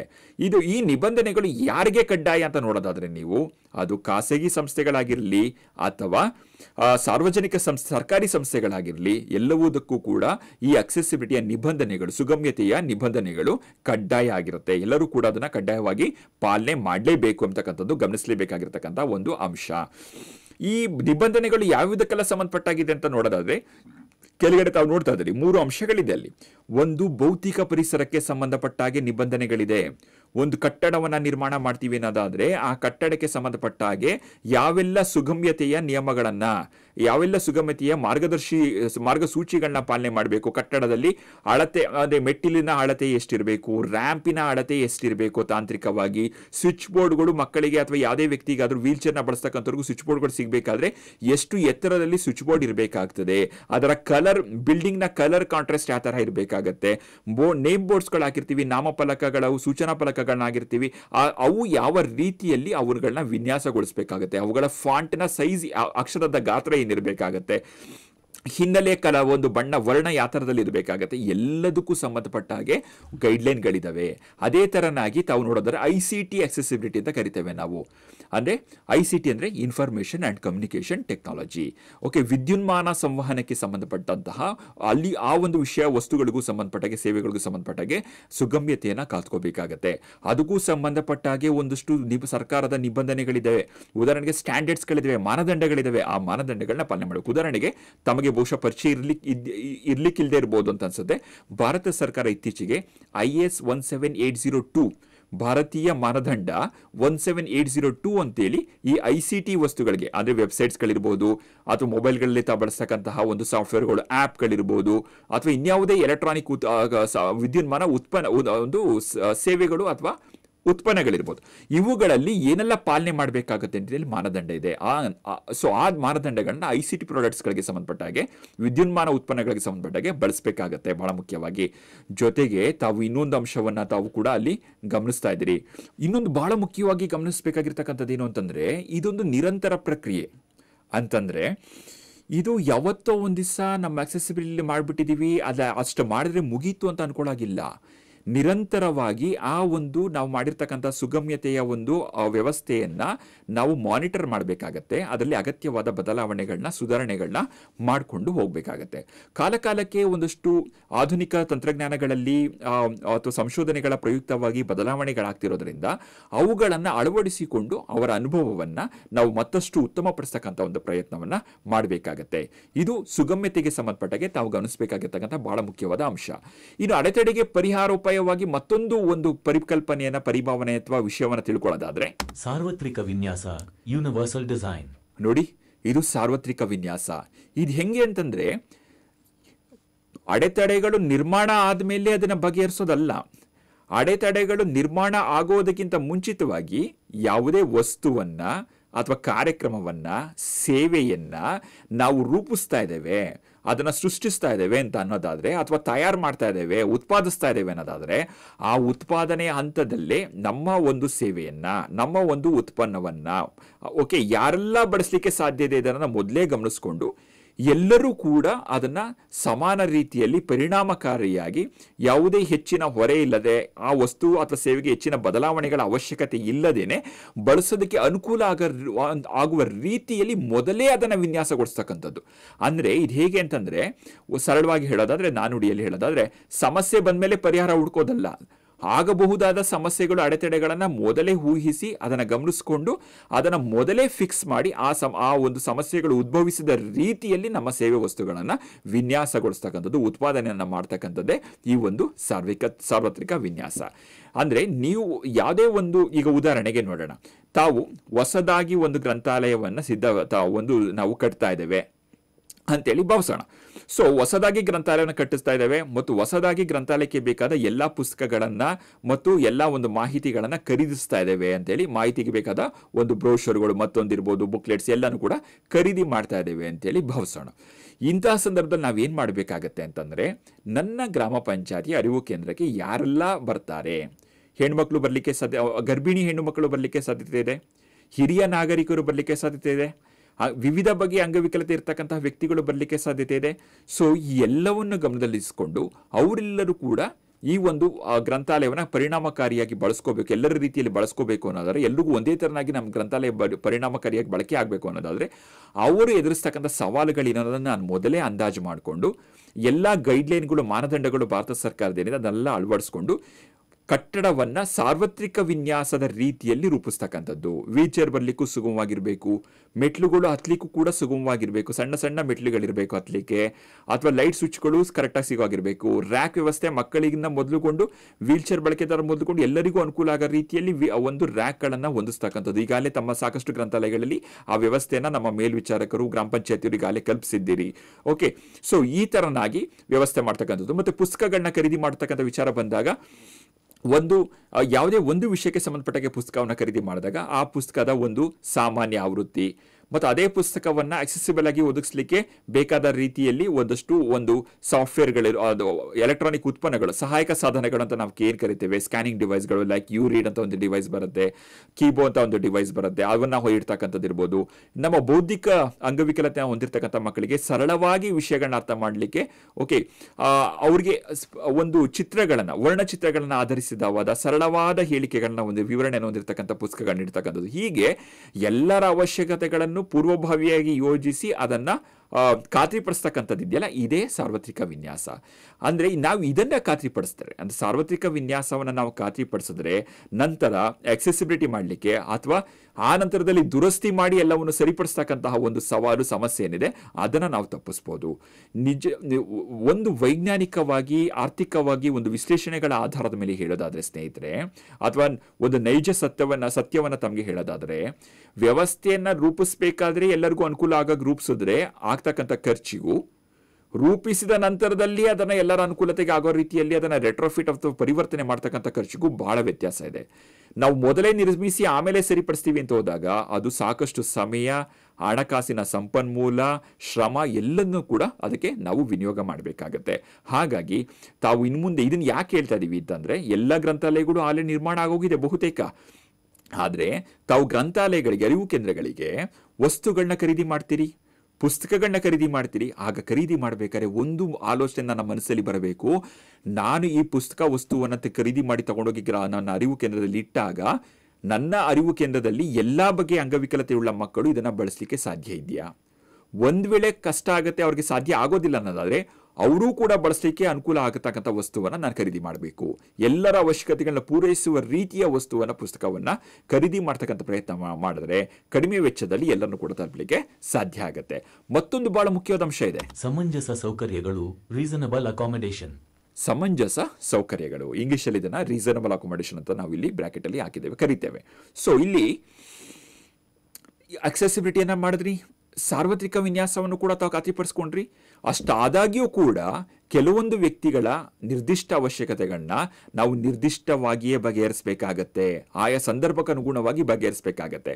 ಫೈನ್, ನೀವೆಲ್ಲ ವ್ಯವಸ್ಥೆಯನ್ನು ಮಾಡಿದಿರಿ, ಆದರೆ ಒಂದು ಅನ್ಕೊಳ್ಳೋಣ, ಅರಿವು ಕೇಂದ್ರದಲ್ಲಿ ಎಲ್ಲ ವ್ಯವಸ್ಥೆಯನ್ನು ಮಾಡಿದಿರಿ, ಆದರೆ ನಮ್ಮ ಅರಿವು ಕೇಂದ್ರಕ್ಕೆ ಬ್ಲೈಂಡ್ನೆಸ್ ಇರ್ತಕ್ಕಂಥ ಒಂದು ಮಗು ಬರುತ್ತೆ ಅಂತ ಅನ್ಕೊಳ್ಳೋಣ. ಆ ಮಗು ಕಂಪ್ಯೂಟರ್ನ ಆಪರೇಟ್ ಮಾಡಬೇಕು, ಕಂಪ್ಯೂಟರ್ ಇಟ್ಟಿರ್ತಾವೆ, ಆದರೆ ಆ ಕಂಪ್ಯೂಟರ್ ಆಪರೇಟ್ ಮಾಡಬೇಕು ಅಂದರೆ ಆ ಮಗುಗೆ NVDA ಅಂತಕ್ಕಂತಹ ಒಂದು ಸ್ಕ್ರೀನ್ ರೀಡಿಂಗ್ ಸಾಫ್ಟ್ವೇರ್ ಅನ್ನ ತಾವು ಹಾಕಿ ಕೊಟ್ಟರೆ ಮಾತ್ರ ಆ ಮಗು, ಅಥವಾ ಯಾವುದೇ ಸ್ಕ್ರೀನ್ ರೀಡರ್ನ ಹಾಕೊಟ್ರೆ ಮಾತ್ರ ಆ ಮಗು ಆ ಕಂಪ್ಯೂಟರ್ನ ಬಳಸಲಿಕ್ಕೆ ಸಾಧ್ಯ. ತಮ್ಮ ಗ್ರಾಮ ಪಂಚಾಯತಿ ಅರಿವು ಕೇಂದ್ರಗಳಲ್ಲಿ ಟ್ಯಾಬ್ಲೆಟ್ಸ್ಗಳಿದ್ದಾವೆ, ಆ ಟ್ಯಾಬ್ ಅಲ್ಲಿ ಇರ್ತಕ್ಕಂಥ screen reading software, talk back ಅಂತ ಉದಾಹರಣೆಗೆ, ಅದನ್ನು ಆನ್ ಮಾಡಿಕೊಟ್ರೆ ಮಾತ್ರ ಆ ಮಗು ಬಳಸಲಿಕ್ಕೆ ಸಾಧ್ಯ. ಅದಿಲ್ಲ ಅಂದರೆ ಆ ಮಗು ಬಳಸಲಿಕ್ಕೆ ಸಾಧ್ಯ ಇಲ್ಲ. ಅಂದರೆ ಇಲ್ಲಿ ನಿರ್ದಿಷ್ಟ ಅವಶ್ಯಕತೆ ಅಂತಂದರೆ, ನಿರ್ದಿಷ್ಟ ವ್ಯಕ್ತಿ ಅನ್ನೋದಾದರೆ ಬ್ಲೈಂಡ್ನೆಸ್ ಇರ್ತಕ್ಕಂಥ ಮಗು, ನಿರ್ದಿಷ್ಟ ಅವಶ್ಯಕತೆ ಅನ್ನೋದಾದರೆ ಅದಕ್ಕೆ ಸ್ಕ್ರೀನ್ ರೀಡರ್ನ ಒಂದು ಅವಶ್ಯಕತೆ ಇದೆ. ಆ ನಿರ್ದಿಷ್ಟ ಮಗುವಿನ, ಬ್ಲೈಂಡ್ನೆಸ್ ಇರ್ತಕ್ಕಂಥ ಮಗುವಿನ ಸ್ಕ್ರೀನ್ ರೀಡರ್ ಅವಶ್ಯಕತೆಯನ್ನು ಪೂರೈಸುವ ರೀತಿಯಲ್ಲಿ ತಾವು ಆ ಸ್ಕ್ರೀನ್ ರೀಡರ್ ಸಾಫ್ಟ್ವೇರನ್ನು ನಮ್ಮ ಮೊಬೈಲಲ್ಲಿ, ಟ್ಯಾಬಲ್ಲಿ ಅಥವಾ ಕಂಪ್ಯೂಟರ್ಲಿ ಅಳವಡಿಸ್ಕೊಟ್ರೆ ಮಾತ್ರ ಆ ಮಗು ಅದನ್ನು ಬಳಸಲಿಕ್ಕೆ ಸಾಧ್ಯ ಆಗುತ್ತೆ. ಇದು ನಿರ್ದಿಷ್ಟ ಸನ್ನಿವೇಶಗಳಿಗೆ ಮಾತ್ರ ಇರೋದ್ರಿಂದ ಸಮಂಜಸ ಸೌಕರ್ಯ ಅಂತಕ್ಕಂಥದ್ದು ನಿರ್ದಿಷ್ಟ ಸಂದರ್ಭಗಳಿಗೆ ಮಾತ್ರ ಅನ್ವಯ ಆಗ್ತಕ್ಕಂಥದ್ದು. ಇದು ಸಾರ್ವತ್ರಿಕ ಅಲ್ಲ, ವ್ಯಕ್ತಿಗತ ಸಂದರ್ಭಕ್ಕೆ ಅನುಗುಣವಾಗಿ ನಾವು ಇದನ್ನು ಅಳವಡಿಕೆಯನ್ನ ಮಾಡ್ಕೊಳ್ಬೇಕಾಗತ್ತೆ. ಓಕೆ, ನೀವೆಲ್ಲ ತಿಳ್ಕೊಂಡ್ಮೇಲೆ ಯಾವುದೋ ಒಂದು ಮಗುಗೆ ಆ ಒಂದು ಗ್ರಂಥಾಲಯ ಅರಿವು ಕೇಂದ್ರದ ಬಳಸಕ್ ಆಗ್ತಾ ಇಲ್ಲ ಅಂದ್ರೆ ಆ ಮಗುವಿನ ಸವಾಲೇನಂತ ಕಂಡುಕೊಂಡು ಆ ಮಗುವಿಗೆ ಸಂಬಂಧಪಟ್ಟಾಗೆ ಆ ಸಮಸ್ಯೆನ ಬಗೆಹರಿಸ್ತಿರಲ್ಲ, ಇದನ್ನ ನಾವು ಸಮಂಜಸ ಸೌಕರ್ಯ ಅಂತೇಳಿ ಕರಿತೀವಿ. ಬಹಳ ಪ್ರಮುಖವಾದ ಪರಿಕಲ್ಪನೆ. ಆದರೆ ನಮ್ಮ ಸಂದರ್ಭದಲ್ಲಿ ಈ ಸಮಂಜಸ ಸೌಕರ್ಯ ಎಂಬುದರ ಬಗ್ಗೆ ಹೆಚ್ಚಿನ ಲಕ್ಷ್ಯ ನಮ್ಮ ಕಡೆ ಕೊಡ್ತಾ ಇಲ್ಲ. ಬಟ್ ಇನ್ ಮುಂದೆ ಸಮಂಜಸ ಸೌಕರ್ಯದ ಕಡೆಗೆ ಬಹಳ ಆದ್ಯತೆಯನ್ನು ಕೊಡಬೇಕು. ಈ ಮೂರೂ ಪರಿಕಲ್ಪನೆಗಳು ಕೂಡ ಬಹಳ ಪ್ರಮುಖವಾದದ್ದು. ಒಂದು ವ್ಯತ್ಯಾಸವನ್ನ ಹೇಳೋದಾದ್ರೆ, ಈ ಮೂರಕ್ಕೂ ಇರ್ತಕ್ಕಂಥ ಯಾವುದು ಸುಗಮ್ಯತೆ, ಸಾರ್ವತ್ರಿಕ ವಿನ್ಯಾಸ, ಸಮಂಜಸ ಸೌಕರ್ಯ, ಈ ಮೂರಕ್ಕೂ ಇರ್ತಕ್ಕಂಥ ವ್ಯತ್ಯಾಸವನ್ನ ಹೇಳೋದಾದ್ರೆ ತಮಗೆ ಆ ಸುಗಮ್ಯತೆ ಅಂತಕ್ಕಂಥದ್ದು ಇರುವ ಅಡೆತಡೆಗಳನ್ನ ಗಮನಿಸಿ ಅವನ್ನ ನಿವಾರಣೆ ಮಾಡ್ತಕ್ಕಂಥದ್ದಾಗತ್ತೆ. ಸಾರ್ವತ್ರಿಕ ಒಂದು ವಿನ್ಯಾಸ ಅಂತಕ್ಕಂಥದ್ದು ಮೊದಲೇ ಆ ಅಡೆತಡೆಗಳನ್ನ ಊಹಿಸಿ ಅದನ್ನ ಮೊದಲೇ ಆ ಅಡೆತಡೆಗಳು ಬರದ ರೀತಿಯಲ್ಲಿ ಪೂರ್ವ ಸಿದ್ಧತೆಯನ್ನ ಮಾಡಿ ಅದನ್ನ ವ್ಯವಸ್ಥೆಗೊಳಿಸ್ತಕ್ಕಂಥದ್ದು. ಸಮಂಜಸ ಸೌಕರ್ಯ ಅನ್ನೋದು ಇವೆರಡರ ಹೊರತಾಗಿಯೂ ಕೂಡ ನಿರ್ದಿಷ್ಟ ಸಮಸ್ಯೆಗಳೇನಾರಿದ್ರೆ ಅವುಗಳಿಗೆ ಪರಿಹಾರ ಕಂಡುಕೊಳ್ತಕ್ಕಂಥದ್ದು ಸಮಂಜಸ ಸೌಕರ್ಯ. ಇಲ್ಲಿ ಬಹಳ ಮುಖ್ಯವಾಗಿ ಒಂದು ಅಂಶವನ್ನ ತಾವು ಗಮನಿಸಬೇಕಾಗತ್ತೆ. ಸಮಂಜಸ ಸೌಕರ್ಯವನ್ನ ನಿರಾಕರಣೆ ಮಾಡಿದ್ರು ಕೂಡ ಅಂಗವಿಕಲತೆ ಉಳ್ಳ ವ್ಯಕ್ತಿಗಳ ಹಕ್ಕುಗಳ ಅಧಿನಿಯಮ 2016 ಪ್ರಕಾರ ಅದು ತಾರತಮ್ಯ ಆಗ್ತದೆ ಮತ್ತು ಅದು ಅಧಿನಿಯಮದ ಉಲ್ಲಂಘನೆ ಆಗುತ್ತೆ. ಸೊ ಹಾಗಾಗಿ ಸಮಂಜಸ ಸೌಕರ್ಯ ಅನ್ನೋದನ್ನ ನಾವು ಖಾತ್ರಿಪಡಿಸಬೇಕು. ಇದು ಕೂಡ ಯಾವುದೇ ದಾನ ಧರ್ಮ ಅಲ್ಲ, ಇದು ಹಕ್ಕು, ಅದನ್ನು ನಾವು ಪೂರೈಸಬೇಕಾಗತ್ತೆ ಅಂತಕ್ಕಂಥ ಅಂಶ ತಮ್ಮೆಲ್ಲರ ಒಂದು ಗಮನದಲ್ಲಿ ಇರಲಿ ಅಂತೇಳಿ ಮುಂದೆ ನೋಡೋಣ. ಅಂಗವಿಕಲತೆಯುಳ್ಳ ವ್ಯಕ್ತಿಗಳ ಹಕ್ಕುಗಳ ಅಧಿನಿಯಮ 2016 ಒಂದು ಸಂಕ್ಷಿಪ್ತ ಪರಿಚಯ. ನಾವು ಇಷ್ಟೆಲ್ಲ ನೋಡಿದ್ವಿ ಅಲ್ಲ. ಇವಾಗ ಇಲ್ಲಿ ಬಹಳ ಮುಖ್ಯವಾಗಿ ಇವೆಲ್ಲದಕ್ಕೂ ಆಧಾರ ಏನು, ಈ ಎಲ್ಲ ಪರಿಕಲ್ಪನೆಗಳು ನಾವೇನೆಲ್ಲ ಚರ್ಚೆ ಮಾಡಿದ್ವಿ ಅದಕ್ಕೆ ನಮ್ಮ ದೇಶದ ಸಂದರ್ಭದಲ್ಲಿ ಒಂದು ಆಧಾರ ಏನು ಅಂತ ತಾವು ನೋಡೋದಾದ್ರೆ ಅಂಗವಿಕಲತೆ ಉಳ್ಳ ವ್ಯಕ್ತಿಗಳ ಹಕ್ಕುಗಳ ಅಧಿನಿಯಮ 2016 95ರ ಕಾಯ್ದೆಯ ಜಾಗದಲ್ಲಿ ಈ ಒಂದು ಅಧಿನಿಯಮ 2016 ಏನು ಪಾಸ್ ಆಯಿತು 2017ರಿಂದ ಜಾರಿಗೆ ಬಂದಿದೆ. ಸೊ ಈ ಅಧಿನಿಯಮ ಬಹಳ ಮುಖ್ಯವಾಗಿ ಯಾಕೆ ಜಾರಿಗೆ ಬಂತು ಅಂತ ತಾವು ನೋಡೋದಾದ್ರೆ ಭಾರತ ಸರ್ಕಾರ UNCRPD United Nations convention on rights of persons with disability ಈ ಒಂದು ಒಂದು ಒಡಂಬಡಿಕೆ ಏನಿದೆ ಅಲ್ಲ, ವಿಶ್ವ ಒಡಂಬಡಿಕೆ ಏನಿದೆ, ಆ ವಿಶ್ವ ಒಡಂಬಡಿಕೆಯನ್ನು ಭಾರತ ಸರ್ಕಾರ ಕೂಡ ಅಂಗೀಕರಿಸಿ ಅದಕ್ಕೆ ಬೇಕಾದ ರೀತಿಯಲ್ಲಿ ನಮ್ಮ ದೇಶದಲ್ಲೂ ಕೂಡ ಒಂದು ವ್ಯವಸ್ಥೆಯನ್ನು ಜಾರಿಗೊಳಿಸ್ತೇವೆ ಅಂತೇಳಿ ಒಂದು ಲಿಖಿತ ಹೇಳಿಕೆಯನ್ನು ನೀಡಿದೆ ಅಥವಾ ಆ ಒಂದು ಡಿಕ್ಲರೇಷನ್ಗೆ ಸಹಿ ಮಾಡಿದೆ. ಆ ನೆಲೆಗಟ್ಟಿನಲ್ಲಿ ಭಾರತ ಸರ್ಕಾರ ಈ ವಿಶ್ವಸಂಸ್ಥೆಯ ಒಂದು ಒಡಂಬಡಿಕೆ ಏನಿದೆ 2006ರ ಒಡಂಬಡಿಕೆ ಏನಿದೆ ಅದನ್ನು ಆಧಾರವಾಗಿ ಇರಿಸಿಕೊಂಡು ಈ ಒಂದು ಅಂಗವಿಕಲತೆ ಉಳ್ಳ ವ್ಯಕ್ತಿಗಳ ಹಕ್ಕುಗಳ ಅಧಿನಿಯಮ 2016 ಜಾರಿಗೆ ತಂದದ್ದು. ಬಹಳ ಮುಖ್ಯವಾಗಿ ಈ ಒಂದು 16ರ ಅಧಿನಿಯಮ ಏನಿದೆ ಇದಕ್ಕೆ ಕೆಲವೊಂದಷ್ಟು ತಳಹದಿದೆ. ಆ ತಳಹದಿಗಳಿಗಿಂತ ಮುಂಚಿತವಾಗಿ ಕೆಲವೊಂದಷ್ಟು ಗುಣಲಕ್ಷಣಗಳಿದೆ. ಏನು ಗುಣಲಕ್ಷಣ ಅಂತಂದ್ರೆ ಇದು ಅಂಗವಿಕಲತೆಯನ್ನ ಸಾಮಾಜಿಕ ದೃಷ್ಟಿಕೋನದಿಂದ ನೋಡ್ತದೆ, ವೈದ್ಯಕೀಯ ಮಾದರಿಯಲ್ಲ ಸಾಮಾಜಿಕ ದೃಷ್ಟಿಕೋನದಿಂದ ನೋಡುತ್ತೆ. ಅಂದ್ರೆ ಒಬ್ರು ಡಾಕ್ಟರ್ ನೋಡೋ ತರದಲ್ಲಿ ನೋಡೋದಿಲ್ಲ, ಸಾಮಾಜಿಕ ದೃಷ್ಟಿಕೋನದಲ್ಲಿ ಅಡೆತಡೆಗಳೇನಿದ್ದಾವೆ ಆ ಅಡೆತಡೆಗಳನ್ನ ನಿವಾರಣೆ ಮಾಡಬೇಕು ಎಂಬತಕ್ಕಂಥ ಒಂದು ನೆಲೆಗಟ್ಟಿನಲ್ಲಿ ಈ ಒಂದು ಅಧಿನಿಯಮ ಆಧರಿಸಿರ್ತಕ್ಕಂಥದ್ದು ಮತ್ತು ರೂಪುಗೊಂಡಿರ್ತಕ್ಕಂಥದ್ದನ್ನ ನಾವಿಲ್ಲಿ ಗಮನಿಸಬಹುದು.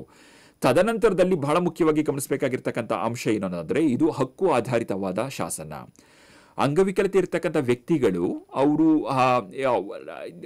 ಏನು ಸ್ವೀಕರಿಸ್ತಕ್ಕಂತಹ ಒಂದು ತುದಿಯಲ್ಲಿ ಇದ್ದಾರೆ ಅಥವಾ ಅವ್ರಿಗೆ ಬೇರೆಯವರು ಅವ್ರಿಗೆ ದಾನ ಧರ್ಮಗಳನ್ನ ಮಾಡಬೇಕು ಅಥವಾ ದಾನ ಧರ್ಮಗಳನ್ನ ಅವ್ರು ಸ್ವೀಕರಿಸಬೇಕು ಅನ್ನೋ ಥರದ ಒಂದು ಮನಸ್ಥಿತಿಯ ಬದಲಾಗಿ ಈ ಎಲ್ಲ ಸೌಕರ್ಯ ಸೌಲಭ್ಯಗಳು ಅವರ ಹಕ್ಕು ಅಂತೇಳಿ ಈ ಒಂದು ಅಧಿನಿಯಮ ಬಹಳ ಸ್ಪಷ್ಟವಾಗಿ ಹೇಳ್ತದೆ. ಸೊ ಹಾಗಾಗಿ ಅಂಗವಿಕಲತೆ ಉಳ್ಳ ವ್ಯಕ್ತಿಗಳು ಹಕ್ಕನ್ನು ಇತರ ವ್ಯಕ್ತಿಗಳಂತೆ ಹಕ್ಕನ್ನು ಉಳ್ಳಂತಹ ಮತ್ತು ಹಕ್ಕುಗಳಿಗೆ ರಕ್ಷಣೆಯನ್ನು ಉಳ್ಳಂತಹ ವ್ಯಕ್ತಿಗಳಾಗಿರ್ತಾರೆ ಅಂತಕ್ಕಂಥದ್ದು ಇಲ್ಲಿ ಬಹಳ ಮುಖ್ಯವಾಗಿ ತಾವು ಗಮನಿಸಲೇಬೇಕಾಗಿರ್ತಕ್ಕಂಥ ಒಂದು ಅಂಶ. ಅದಾದ ಮೇಲೆ ಬಹಳ ಮೂಲಭೂತವಾದ ತತ್ವಗಳೇನು, ಯಾವ ಒಂದು ಮೂಲಭೂತ ತತ್ವಗಳ ಮೇಲೆ ಮೌಲ್ಯಗಳ ಮೇಲೆ ಈ ಒಂದು ಅಧಿನಿಯಮ ನಿಂತಿದೆ ಅಂತ ನೋಡೋದಾದ್ರೆ UNCRPDಯ ಮೌಲ್ಯಗಳನ್ನೇ ಇಲ್ಲಿ ಯಥಾಪ್ರಕಾರವಾಗಿ ಅಧಿನಿಯಮದಲ್ಲೂ ಕೂಡ ಅಳವಡಿಕೆ ಮಾಡ್ಕೊಂಡಿರ್ತಕ್ಕಂಥದ್ದು. ಬಹಳ ಮುಖ್ಯವಾಗಿ ವ್ಯಕ್ತಿಯ ಅಂತರ್ಗತವಾದ ಒಂದು ಗೌರವ ಮತ್ತು ಘನತೆ. ಪ್ರತಿಯೊಬ್ಬ ವ್ಯಕ್ತಿಯ ಹುಟ್ಟಿನಿಂದ ಒಂದು ಮಗು ಹುಟ್ಟಿದೆ ಅಂತಂದ್ರೆ ಆ ಮಗುವಿನ ಜೊತೆಗೆ ಅದರ ಘನತೆ ಗೌರವಗಳು ಕೂಡ ಹುಟ್ಟಿರ್ತದೆ ಎಂಬತಕ್ಕಂಥದ್ದನ್ನ ಈ ಒಂದು ಅಧಿನಿಯಮ ಪರಿಗಣಿಸ್ತದೆ. ಇದು ಬಹಳ ಮುಖ್ಯವಾಗಿ ಆ ಘನತೆ ಅಂತಕ್ಕಂಥದ್ದು ವ್ಯಕ್ತಿಗೆ ಬೆಳೆದ ಮೇಲೆ ಬರ್ತಕ್ಕಂಥದ್ದಲ್ಲ, ಅದು ಹುಟ್ಟಿನಿಂದಲೇ ಬರ್ತಕ್ಕಂಥದ್ದು ಅನ್ನೋದು ಬಹಳ ಮುಖ್ಯವಾಗಿ ಗಮನಿಸಬೇಕಾಗಿರ್ತಕ್ಕಂಥ ಅಂಶ. ಜೊತೆಗೆ ವೈಯಕ್ತಿಕ ಸ್ವಾಯತ್ತತೆಗೆ ಒಂದು ವ್ಯಕ್ತಿ ಒಂದು ಮಗು ಅಥವಾ ಮಕ್ಕಳು ತಮಗೆ ಸಂಬಂಧಪಟ್ಟ ನಿರ್ಧಾರಗಳನ್ನ ತಾವೇ ತೆಗೆದುಕೊಳ್ಳಕ್ಕೆ ಸಶಕ್ತರಾಗಿರ್ತಾರೆ ಅಥವಾ ಅವ್ರನ್ನ ಸಶಕ್ತರನ್ನಾಗಿ ಮಾಡಬೇಕು. ನಾವು ಅದನ್ನು ಹೊರತುಪಡಿಸಿ ಅವ್ರ ನಿರ್ಧಾರಗಳನ್ನ ನಾವೇ ತೆಗೆದುಕೊಳ್ತಕ್ಕಂಥದ್ದು, ಅವರ ಬೇಕು ಬೇಡಗಳನ್ನ ನಾವೇ ನಿರ್ಧರಿಸ್ತಕ್ಕಂಥ ಒಂದು ಪ್ರಕ್ರಿಯೆ ಪರಿಸ್ಥಿತಿ ಆಗಬಾರದು ಅಂತೇಳಿ ಬಹಳ ಸ್ಪಷ್ಟವಾಗಿ ಈ ಒಂದು ಅಧಿನಿಯಮ ಹೇಳ್ತಕ್ಕಂಥದ್ದನ್ನು ತಾವಿಲ್ಲಿ ಗಮನಿಸ್ತೀರಿ. ಸೊ ಹಾಗೆಯೇ ಮಕ್ಕಳ ಒಂದು ವಿಕಸನ ಸಾಮರ್ಥ್ಯದ ಮೇಲೆ ಈ ಒಂದು ಅಧಿನಿಯಮ ನಂಬಿಕೆಯನ್ನು ಇರಿಸಿದೆ. ಅಂದ್ರೆ ವಿಕಸನ ಸಾಮರ್ಥ್ಯ ಅಂದ್ರೆ ಏನು ಅನ್ನೋದಾದ್ರೆ ಇವತ್ತು ಹೊಂದಿರತಕ್ಕಂಥ ಸಾಮರ್ಥ್ಯಕ್ಕೂ ಬೆಳವಣಿಗೆ ಹೊಂದುವಂತ ಮಗುವಿನ ಸಾಮರ್ಥ್ಯದಲ್ಲಿ ಆಗ್ತಕ್ಕಂಥ ಬದಲಾವಣೆಗಳೇನಿದೆಯಲ್ಲ ಇದನ್ನು ಕೂಡ ನಾವು ಗಮನಿಸಬೇಕಾಗತ್ತೆ. ಆ ಸಾಮರ್ಥ್ಯದ ಬೆಳವಣಿಗೆಗೆ ಬದಲಾವಣೆಗಳಿಗೆ ಅನುಗುಣವಾಗಿ ನಾವು ಮಗುವಿನ ಜೊತೆಗೆ ವರ್ತಿಸಬೇಕಾಗತ್ತೆ ಅಂತಕ್ಕಂತಹ ಒಂದು ಅಂಶವನ್ನ ಈ ಒಂದು ಅಧಿನಿಯಮ ಆಧಾರವಾಗಿ ಇರಿಸಿಕೊಂಡಿರ್ತಕ್ಕಂಥದ್ದು. ಮತ್ತೆ ಪ್ರತಿಯೊಬ್ಬರಲ್ಲೂ ಒಂದು ಶಕ್ತಿ ಇದೆ, ಪ್ರತಿಯೊಬ್ಬರಲ್ಲೂ ಒಂದು ಸಾಮರ್ಥ್ಯ ಇದೆ ಮತ್ತು ಪ್ರತಿಭೆ ಇದೆ ಎಂಬತಕ್ಕಂಥದ್ದನ್ನ ಗುರುತಿಸಬೇಕು ಅಂತೇಳಿ ಈ ಒಂದು ಅಧಿನಿಯಮ ಹೇಳುತ್ತೆ. ಇದಿಷ್ಟು ಈ ಒಂದು RPWD ಕಾಯ್ದೆಯ ಒಂದು ಮೂಲಭೂತವಾದ ತತ್ವಗಳು. ಸೊ ಒಂದು ಸಂಕ್ಷಿಪ್ತ ಪರಿಚಯನ ಹೇಳೋದಾದ್ರೆ ತಮಗೆ ಒಟ್ಟಾರೆ ಜಸ್ಟ್ ಒಂದು ಮೌಖಿಕ ಒಂದು ಮಾಹಿತಿಗಾಗಿ ತಮ್ಮಲ್ಲಿ ಇರ್ಲಿ ನೆನ್ಪಿಟ್ಕೊಳ್ಳಿಕ್ಕೆ ಅಂತ ಹೇಳೋದಾದ್ರೆ, ಅಂಗವಿಕಲತೆಯುಳ್ಳ ವ್ಯಕ್ತಿಗಳ ಹಕ್ಕುಗಳ ಅಧಿನಿಯಮದಲ್ಲಿ ಒಟ್ಟು 17 ಅಧ್ಯಾಯಗಳಿದೆ. ಒಟ್ಟು 17 ಅಧ್ಯಾಯಗಳು ಮತ್ತು 102 ಸೆಕ್ಷನ್ಸ್ಗಳನ್ನ ತಾವು ನೋಡಬಹುದು. ಇದು ಜಸ್ಟ್ ಫಾರ್ ಇನ್ಫಾರ್ಮೇಶನ್. ಮುಂದೆ ನೋಡೋದಾದ್ರೆ ಅಂಗವಿಕಲತೆ ಕುರಿತಾದ ಪ್ರಮುಖ ಪರಿಕಲ್ಪನೆಗಳು ನೋಡಿ. ನೀವು ಅಂಗವಿಕಲತೆಯ ಬಗ್ಗೆ ಅರ್ಥೈಸ್ಕೋಬೇಕಾದ್ರೆ ಅಂಗವಿಕಲತೆ ಕುರಿತಾದ ಪ್ರಮುಖ ಪರಿಕಲ್ಪನೆಗಳು ಏನೆಲ್ಲ ಇದೆ ಅಧಿನಿಯಮದಲ್ಲಿ ಅಂತ ನೋಡಬೇಕಾಗುತ್ತೆ. ಇದರ ಬಗ್ಗೆ ಸ್ಪಷ್ಟತೆ ಇಲ್ಲದೆ ಇದ್ರೆ ನಾವು ಸರಿಯಾದ ರೀತಿಯಲ್ಲಿ ಈ ಮಕ್ಕಳನ್ನ ತಲುಪಲಿಕ್ಕೆ, ವ್ಯಕ್ತಿಗಳನ್ನ ತಲುಪಲಿಕ್ಕೆ ಸಾಧ್ಯ ಆಗಲ್ಲ.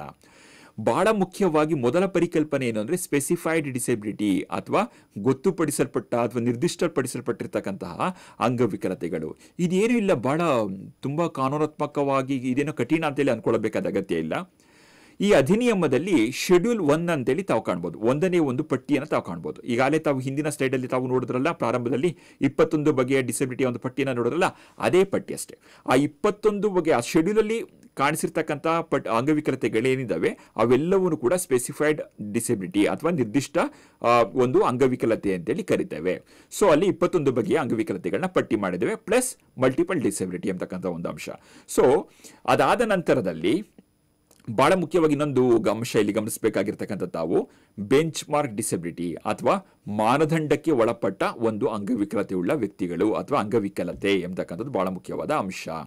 ಅಂದರೆ ಈ ಪಟ್ಟಿಯಲ್ಲಿರ್ತಕ್ಕಂಥ 21 ಬಗೆಯ ಡಿಸೆಬಿಲಿಟಿ ಏನಿದೆ, ಈ ಡಿಸೆಬಿಲಿಟಿಯಲ್ಲಿ ನಾವು ಹೊಂದಿರತಕ್ಕಂಥ ವ್ಯಕ್ತಿಗಳು ಅಥವಾ ವೈದ್ಯಕೀಯವಾದ ಒಂದು ಲಕ್ಷಣವನ್ನು ಹೊಂದಿರತಕ್ಕಂಥ ವ್ಯಕ್ತಿಗಳು ಯಾರಿರ್ತಾರಲ್ಲ ಅವರಲ್ಲಿ 40% ಅಥವಾ ಅದಕ್ಕಿಂತ ಹೆಚ್ಚಿನ ಪ್ರಮಾಣದ ಅಂಗವಿಕಲತೆ ಇದ್ದರೆ ಅದನ್ನು ನಾವು ಬೆಂಚ್ ಮಾರ್ಕ್ ಡಿಸೆಬಿಲಿಟಿ ಅಥವಾ ಮಾನದಂಡಕ್ಕೆ ಒಳಪಟ್ಟ ಒಂದು ಅಂಗವಿಕಲತೆ ಅಂತೇಳಿ ಕರಿತೇವೆ.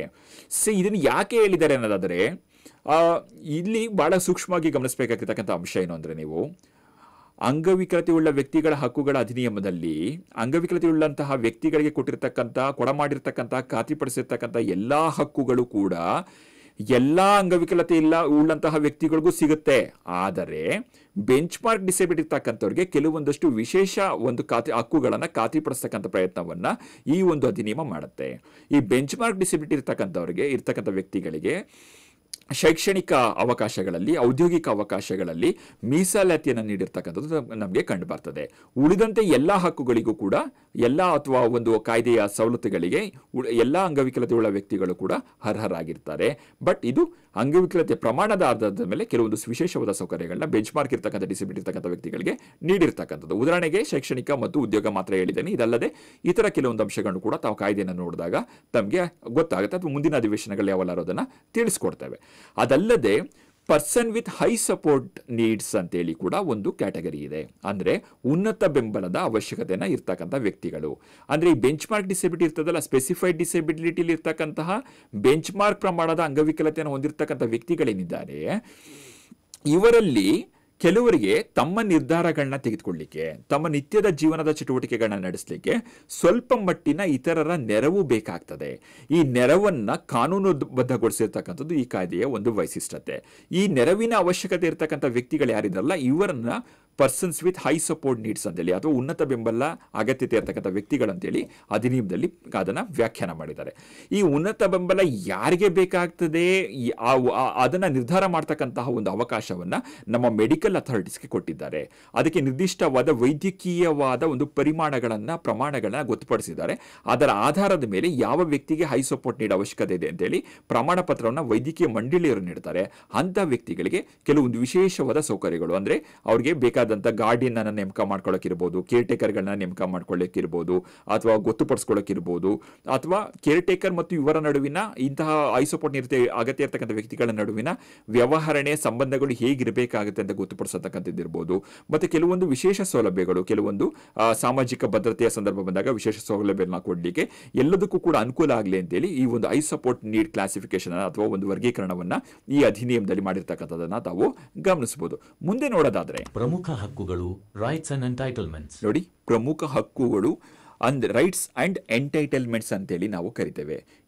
ಇಲ್ಲಿ ಬಹಳ ಮುಖ್ಯವಾಗಿ ಒಂದು ಅಂಶವನ್ನು ನಿಮಗೆ ಸ್ಪಷ್ಟಪಡಿಸ್ಬಿಡ್ತೇನೆ, ಸಮಯ ಕಡಿಮೆ ಇರೋದ್ರಿಂದ.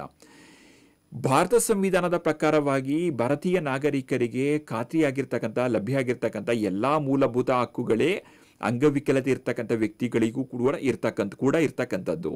ಆದರೆ ಇಲ್ಲಿ ಆ ಹಕ್ಕುಗಳನ್ನು ಪಡೆದುಕೊಳ್ಳಲಿಕ್ಕೆ ಬೇಕಾದಂತಹ ಒಂದು ಪೂರಕವಾದ ವ್ಯವಸ್ಥೆಯನ್ನ ಮತ್ತು ಅದನ್ನು ಖಾತ್ರಿಪಡಿಸಲಿಕ್ಕೆ ಬೇಕಾದಂತಹ ಒಂದು ಪೂರಕ ವ್ಯವಸ್ಥೆ, ರಕ್ಷಣಾ ವ್ಯವಸ್ಥೆಯನ್ನ ಖಾತ್ರಿಪಡಿಸ್ತಕ್ಕಂಥ ಪ್ರಯತ್ನವನ್ನ ಮಾತ್ರ ಈ ಒಂದು ಅಧಿನಿಯಮ ಮಾಡುತ್ತೆ. ಇದೊಂದು ವಿಶೇಷ ಅಧಿನಿಯಮ. ಸೊ ವಿಶೇಷ ಅಧಿನಿಯಮ ಎಲ್ಲ ನಾಗರಿಕರು ಹೊಂದಿರಾಗಿ ಅಂಗವಿಕಲತೆ ಇರುವ ವ್ಯಕ್ತಿಗಳ ಹಕ್ಕುಗಳನ್ನು ಖಾತ್ರಿಪಡಿಸಲಿಕ್ಕೆ ಅಗತ್ಯ ಇರ್ತಕ್ಕಂಥ ಬೆಂಬಲಗಳನ್ನ, ಸಾಂಸ್ಥಿಕ ರಚನೆ ಮಾಡ್ತಕ್ಕಂಥ ಒಂದು ಪ್ರಯತ್ನ ಮಾಡ್ತದೆ. ಸೊ ಹಕ್ಕುಗಳಲ್ಲಿ ಸಮಾನತೆ ಇದೆ, ಅದರಲ್ಲಿ ಯಾವುದೇ ತರಹದ ಬದಲಾವಣೆ ಇಲ್ಲ. ಆದರೆ ಅದಕ್ಕೆ ಬೇಕಾದ ವ್ಯವಸ್ಥೆಯನ್ನು ಇಲ್ಲಿ ಗೊತ್ತುಪಡಿಸಲಾಗಿದೆ. ಸೊ ಆ ಪ್ರಕಾರವಾಗಿ ತಾವಿಲ್ಲಿ ಬಹಳ ಮುಖ್ಯವಾಗಿ ನೋಡೋದಾದ್ರೆ ಸಮಾನತೆ ಮತ್ತು ತಾರತಮ್ಯ ರಹಿತತೆ. ಸೊ ಅಂಗವಿಕಲತೆ ಉಳ್ಳ ವ್ಯಕ್ತಿಗಳು ಕೂಡ ಇತರರಂತೆ ಕಾನೂನಿನ ರೀತಿಯಲ್ಲಿ ಮತ್ತು ನೈಸರ್ಗಿಕವಾಗಿ ಅವರು ಕೂಡ ಸಮಾನರು. ಸೊ ಇವರ ವಿರುದ್ಧ ಯಾವುದೇ ತರನಾದ ತಾರತಮ್ಯವನ್ನ ಮಾಡೋ ಹಾಗಿಲ್ಲ.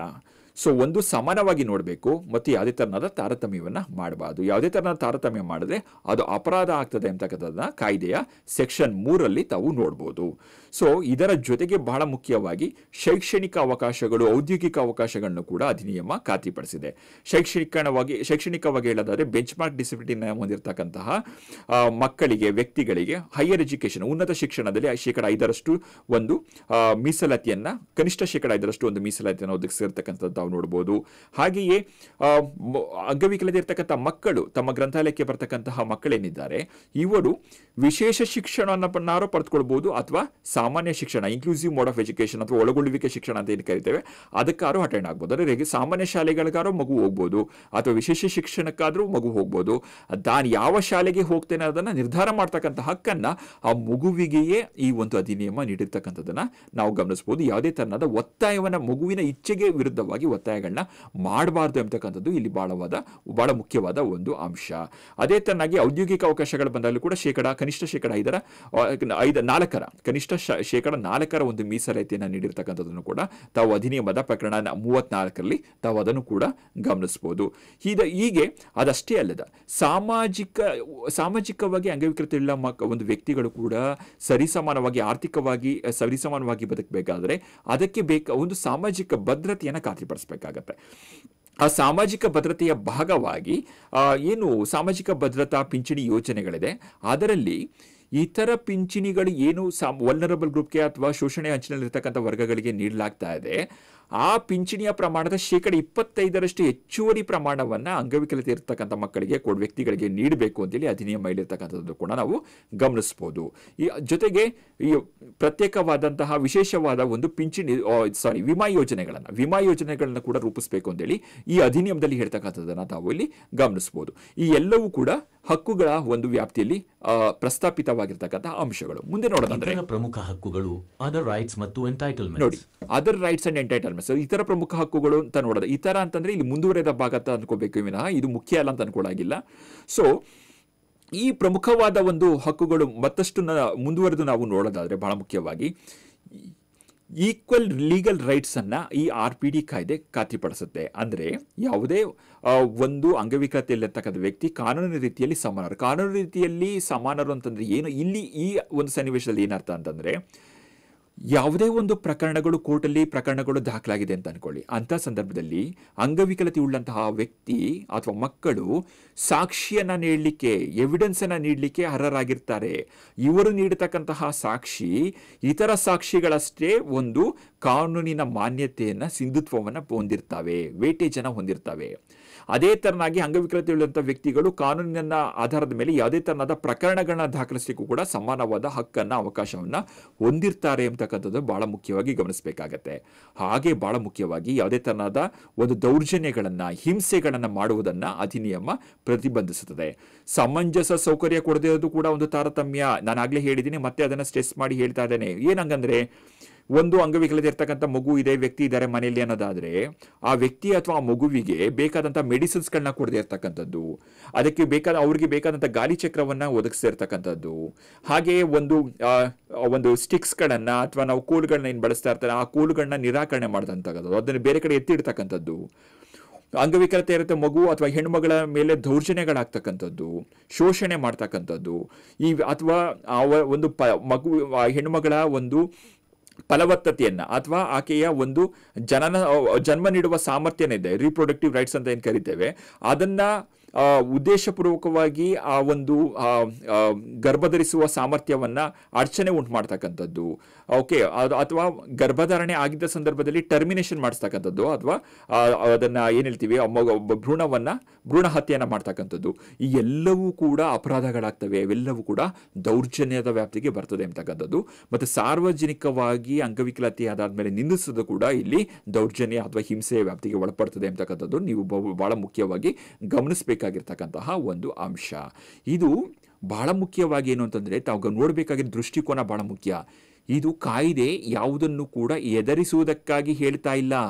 ಬಹಳ ಮುಖ್ಯವಾಗಿ ಅಂಶ ಏನು ಅಂತಂದ್ರೆ ಈ ತರ ಸಮಸ್ಯೆಗೆ ಒಳಪಟ್ಟಂತವರಿಗೆ ಪರಿಹಾರವನ್ನು ಕಲ್ಪಿಸಲಿಕ್ಕೋಸ್ಕರ ಹೇಳ್ತಾ ಇದೆ.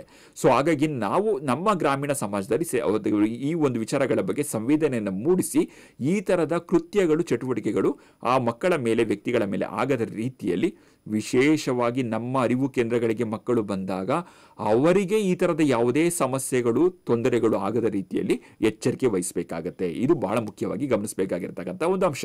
ಅನುಷ್ಠಾನ ವ್ಯವಸ್ಥೆ ಇಷ್ಟೆಲ್ಲ ನೋಡಿದ್ವಿ ಅಲ್ವಾ? ಇಷ್ಟೆಲ್ಲ ನೋಡಿದ್ಮೇಲೆ ಯಾವುದೇ ಕಾಯ್ದೆಗೆ ಅದಕ್ಕೆ ಅದರದೇ ಆದಂತಹ ಒಂದು ಅನುಷ್ಠಾನ ವ್ಯವಸ್ಥೆ ಬೇಕಾಗ್ತದೆ. ಅನುಷ್ಠಾನ ವ್ಯವಸ್ಥೆ ಅಂತಂದ್ರೆ ಇದನ್ನ ಅನುಷ್ಠಾನ ಮಾಡೋರು ಯಾರು ಆಗಿದ್ರೆ, ಅನುಷ್ಠಾನ ಆಗ್ತಾ ಇದೆಯೋ ಇಲ್ವಾ ಸರಿಯಾಗಿ ಅಂತ ನೋಡೋರು ಯಾರು? ಇದಕ್ಕೊಂದು ವ್ಯವಸ್ಥೆ ಬೇಕಲ್ವಾ? ಅಂತಹ ಒಂದು ಅನುಷ್ಠಾನ ವ್ಯವಸ್ಥೆಯನ್ನು, ಸಾಂಸ್ಥಿಕ ವ್ಯವಸ್ಥೆಯನ್ನು ಕೂಡ ಈ ಅಧಿನಿಯಮದಲ್ಲಿ ಗೊತ್ತುಪಡಿಸಿರ್ತಕ್ಕಂಥದ್ದನ್ನು ತಾವು ಇಲ್ಲಿ ನೋಡ್ತಾ ಹೋಗ್ಬೋದು. ಬಹಳ ಮುಖ್ಯವಾಗಿ ರಾಷ್ಟ್ರ ಮಟ್ಟದಲ್ಲಿ chief commissioner for persons with disability, ಮುಖ್ಯ ಆಯುಕ್ತರು, ಅಂಗವಿಕಲತೆಯುಳ್ಳ ವ್ಯಕ್ತಿಗಳಿಗಾಗಿನ ಮುಖ್ಯ ಆಯುಕ್ತರ ಒಂದು ಕಾರ್ಯಾಲಯ ಅಸ್ತಿತ್ವದಲ್ಲಿ ಇರ್ತಕ್ಕಂಥದ್ದು ತಮ್ಮ ಗಮನದಲ್ಲಿ ಈಗಾಗಲೇ ಇರ್ಬೋದು ಅಥವಾ ಅದನ್ನು ತಾವು ಗಮನಿಸಬೇಕಾಗತ್ತೆ. ಹಾಗೆಯೇ ರಾಜ್ಯ ಮಟ್ಟದಲ್ಲೂ ಕೂಡ ರಾಜ್ಯ ಮಟ್ಟದ ಆಯುಕ್ತರು ಅಥವಾ ಆಯುಕ್ತಾಲಯ ಇರ್ತಕ್ಕಂಥದ್ದು ಕೂಡ ತಾವು ಗಮನಿಸಬೇಕಾಗತ್ತೆ.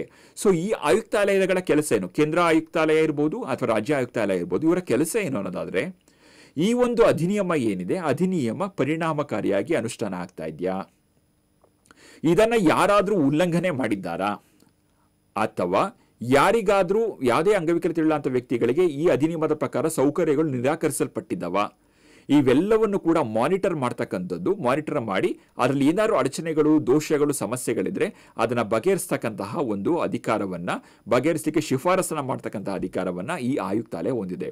ಬಹಳ ಸಂಕ್ಷಿಪ್ತವಾಗಿ ಗಮನಿಸಬೇಕಾಗಿರ್ತಕ್ಕಂಥ ಅಂಶ ಏನು ಅಂತಂದ್ರೆ ಈ ಒಂದು ಆಯುಕ್ತಾಲಯಗಳಿಗೆ ಸಂಬಂಧಪಟ್ಟಾಗೆ ಇವು ಅರೆ ನ್ಯಾಯಿಕ ಪ್ರಾಧಿಕಾರ ಆಗಿರುತ್ತೆ. ಅರೆ ನ್ಯಾಯಿಕ ಪ್ರಾಧಿಕಾರ ಅಂತಂದ್ರೆ ಸಾಕ್ಷಿಗಳನ್ನ ಸಮನ್ಸ್ ಮಾಡಿ ಕರ್ಸ್ಕೊಡ್ತಕ್ಕಂತಹ, ಸಾಕ್ಷಿಗಳನ್ನ ದಾಖಲಿಸ್ಕೊಡ್ತಕ್ಕಂತಹ, ಪ್ರಕರಣಗಳನ್ನ ದಾಖಲಿಸ್ಕೊಡ್ತಕ್ಕಂತಹ, ಅವುಗಳ ಆಧಾರಗಳ ಮೇಲೆ ನಿರ್ಣಯಗಳನ್ನ ನೀಡ್ತಕ್ಕಂತಹ, ದಂಡವನ್ನ ವಿಧಿಸ್ತಕ್ಕಂತಹ ಎಲ್ಲ ಅಧಿಕಾರಗಳು ಕೂಡ ಈ ಒಂದು ಆಯುಕ್ತಾಲಯಕ್ಕೆ ಇರ್ತದೆ ಅನ್ನೋದು ಬಹಳ ಮುಖ್ಯವಾಗಿ ಗಮನಿಸಬೇಕಾಗಿರ್ತಕ್ಕಂಥ ಅಂಶ. ಹಾಗೇನೆ ಸಲಹಾ ಮಂಡಳಿಗಳನ್ನ ರಾಷ್ಟ್ರ ಮಟ್ಟದಲ್ಲಿ ಕೇಂದ್ರ ಸಲಹಾ ಮಂಡಳಿ, ರಾಜ್ಯ ಮಟ್ಟದಲ್ಲಿ ರಾಜ್ಯ ಸಲಹಾ ಮಂಡಳಿಯನ್ನು ಕೂಡ ತಾವು ಇಲ್ಲಿ ನೋಡ್ತಾ ಹೋಗ್ಬೋದು. ಈ ಸಲಹಾ ಮಂಡಳಿಗಳ ಕರ್ತವ್ಯ ಏನಂತಂದ್ರೆ ಇದರಲ್ಲಿ ತುಂಬಾ ಎಕ್ಸ್ಪರ್ಟ್ಸ್ ಇರ್ತಾರೆ. ಬೇರೆ ಬೇರೆ ಡಿಸೆಬಿಲಿಟಿಗೆ ಸಂಬಂಧಪಟ್ಟ 21 ಕ್ಯಾಟಗರಿ ಆಫ್ ಡಿಸೆಬಿಲಿಟಿ ತಾವು ಏನು ನೋಡಿದ್ರಲ್ಲ, ಅಲ್ಲಿ ಬೇರೆ ಬೇರೆ ಡಿಸೆಬಿಲಿಟಿಗೆ ಸಂಬಂಧಪಟ್ಟಾಗೆ ಅದರ ಪರಿಣಿತ ವ್ಯಕ್ತಿಗಳು, ಪ್ರತಿನಿಧಿಗಳು ಈ ಒಂದು ಕಮಿಟಿಗಳಲ್ಲಿ ಇರ್ತಾರೆ. ಸರ್ಕಾರದ ಮತ್ತು ಸಂಘ ಸಂಸ್ಥೆಗಳ ಪ್ರತಿನಿಧಿಗಳನ್ನು ಒಳಗೊಂಡಂತಹ ಒಂದು ಮಂಡಳಿ ಇದಾಗಿರುತ್ತೆ. ಇವರು ರಾಷ್ಟ್ರದಲ್ಲಿ ಅಂಗವಿಕಲತೆಯುಳ್ಳ ವ್ಯಕ್ತಿಗಳಿಗೆ ಸಂಬಂಧಪಟ್ಟಾಗೆ ಒಂದು ನೀತಿ ನಿರೂಪಣೆ, ಕಾನೂನುಗಳನ್ನ ನಿರೂಪಿಸಬೇಕಾದ್ರೆ ಅವ್ರಿಗೆ ಅನುಕೂಲವಾಗುವ ರೀತಿಯಲ್ಲಿ ಹೇಗೆ ರೂಪಿಸಬೇಕು, ಅಥವಾ ಅವುಗಳನ್ನು ತೊಂದರೆಯಾಗದ ರೀತಿಯಲ್ಲಿ ಹೇಗೆ ರೂಪಿಸಬೇಕು, ಯಾವ ರೀತಿಯಲ್ಲಿ ನಾವು ಅಂಗವಿಕಲತೆಯುಳ್ಳಂತಹ ವ್ಯಕ್ತಿಗಳನ್ನು ಅಭಿವೃದ್ಧಿ ಪ್ರಕ್ರಿಯೆಯಲ್ಲಿ ಒಳಗೊಳ್ಬಹುದು, ಈ ಎಲ್ಲಾ ವಿಚಾರಗಳ ಬಗ್ಗೆ ಸಲಹೆಯನ್ನು ನೀಡತಕ್ಕಂಥ ಕೆಲಸಗಳನ್ನ, ಅಥವಾ ಹೊಸ ಸಂಶೋಧನೆಗಳ ಬಗ್ಗೆ ಮಾಹಿತಿಯನ್ನು ನೀಡತಕ್ಕಂತಹ, ಸಂಶೋಧನೆ ಅಗತ್ಯತೆಗಳ ಬಗ್ಗೆ ಪ್ರಸ್ತಾವನೆಗಳನ್ನ ನೀಡತಕ್ಕಂತಹ ಕೆಲಸ ಕಾರ್ಯಗಳನ್ನ ಈ ಒಂದು ಸಲಹಾ ಮಂಡಳಿಗಳು ಮಾಡ್ತವೆ.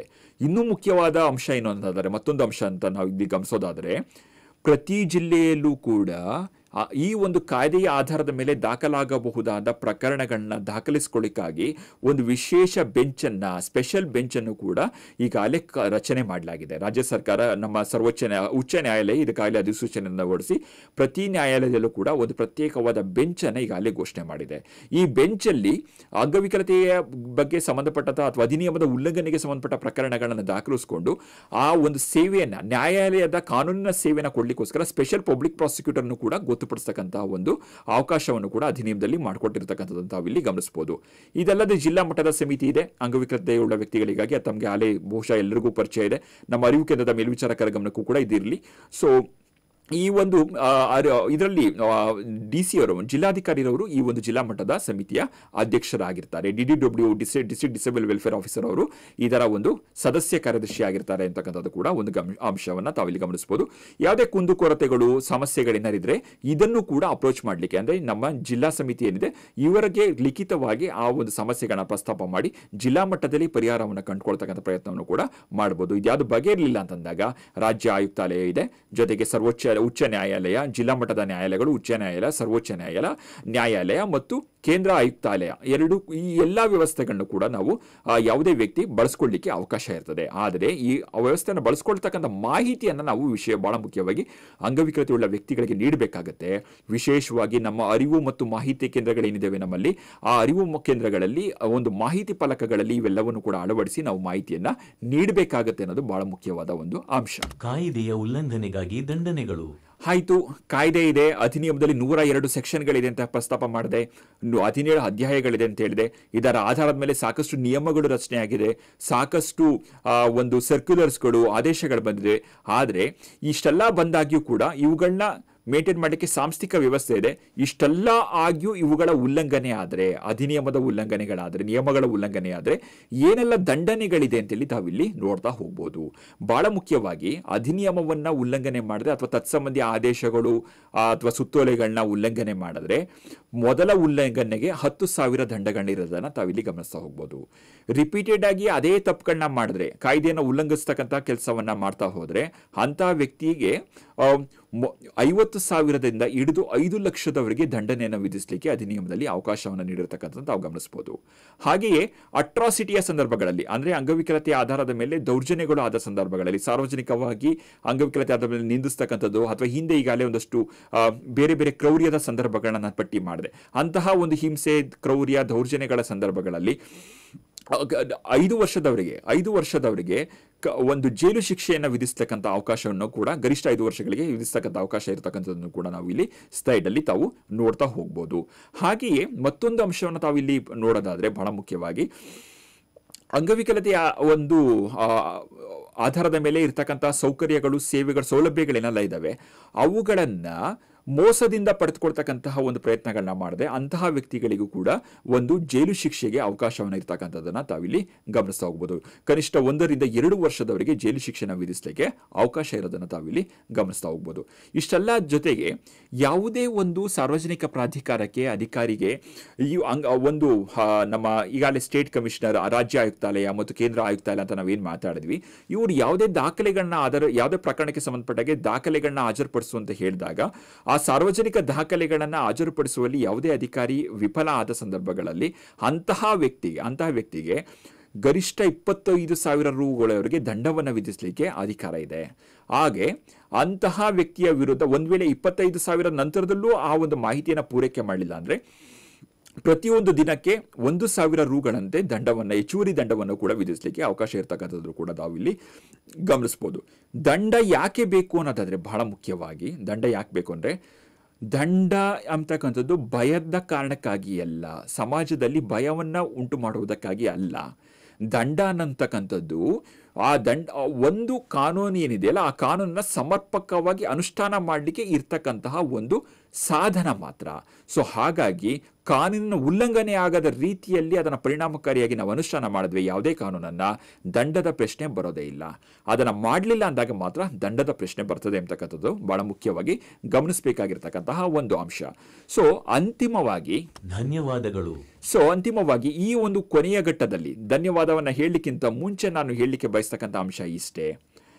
ನಾವು ಈ ಅಧಿವೇಶನದಲ್ಲಿ ಮಾಡಿದಂಥ ಪ್ರಯತ್ನ ಏನು ಅಂತಂದರೆ, ಅಂಗವಿಕಲತೆಯ ಬಗ್ಗೆ ನಮಗೆ ಈವರೆಗೆ ಇರಬಹುದಾದ ತಪ್ಪು ಗ್ರಹಿಕೆಗಳು ಏನೆಲ್ಲ ಇದ್ದಾವೆ ಅಥವಾ ಸರಿಯಲ್ಲದ ಗ್ರಹಿಕೆಗಳೇನೆಲ್ಲ ಇದ್ದಾವೆ ಅವುಗಳನ್ನು ಸರಿಪಡಿಸ್ಕೊಳ್ಬೇಕಾದಂಥ ಅವಶ್ಯಕತೆ ಇದೆ. ಆ ಸರಿಪಡಿಸ್ಕೊಳ್ತಕ್ಕಂಥ ಪ್ರಯತ್ನವನ್ನು ಈ ಒಂದು ಅಧಿವೇಶನದಲ್ಲಿ ನಾವು ಮಾಡಿದ್ದೇವೆ. ಅಂಗವಿಕಲತೆ ಅನ್ನೋದು ಯಾವುದೇ ವ್ಯಕ್ತಿಯ ಸಮಸ್ಯೆ ಅಲ್ಲ, ವೈದ್ಯಕೀಯ ನ್ಯೂನತೆಯನ್ನು ಹೊಂದಿರತಕ್ಕಂಥ ವ್ಯಕ್ತಿಯ ಸಮಸ್ಯೆ ಮಾತ್ರ ಅಲ್ಲ. ಅದು ಸಾಮಾಜಿಕವಾಗಿ ನಾವು ಅಡ್ರೆಸ್ ಮಾಡಬೇಕಾಗಿರ್ತಕ್ಕಂಥ, ಸಾಮಾಜಿಕವಾಗಿ ಅದನ್ನು ಬಗೆಹರಿಸಬೇಕಾಗಿರ್ತಕ್ಕಂತಹ ಅಡೆತಡೆಗಳ ನಿವಾರಣೆ ಮಾಡಿ ಅದನ್ನು ಸುಗಮಗೊಳಿಸಬೇಕಾಗಿರ್ತಕ್ಕಂಥ ಜವಾಬ್ದಾರಿ ಸಮಾಜದ್ದಾಗಿದೆ. ಅಂಗವಿಕಲತೆಯುಳ್ಳ ವ್ಯಕ್ತಿಗಳ ಒಂದು ಸಮಾನ ಪಾಲ್ಗೊಳ್ಳುವಿಕೆಯನ್ನು ಖಾತ್ರಿಪಡಿಸಬೇಕಾಗಿರ್ತಕ್ಕಂಥ ಹೊಣೆಗಾರಿಕೆ ನಮ್ಮಗಳ ಮೇಲಿದೆ.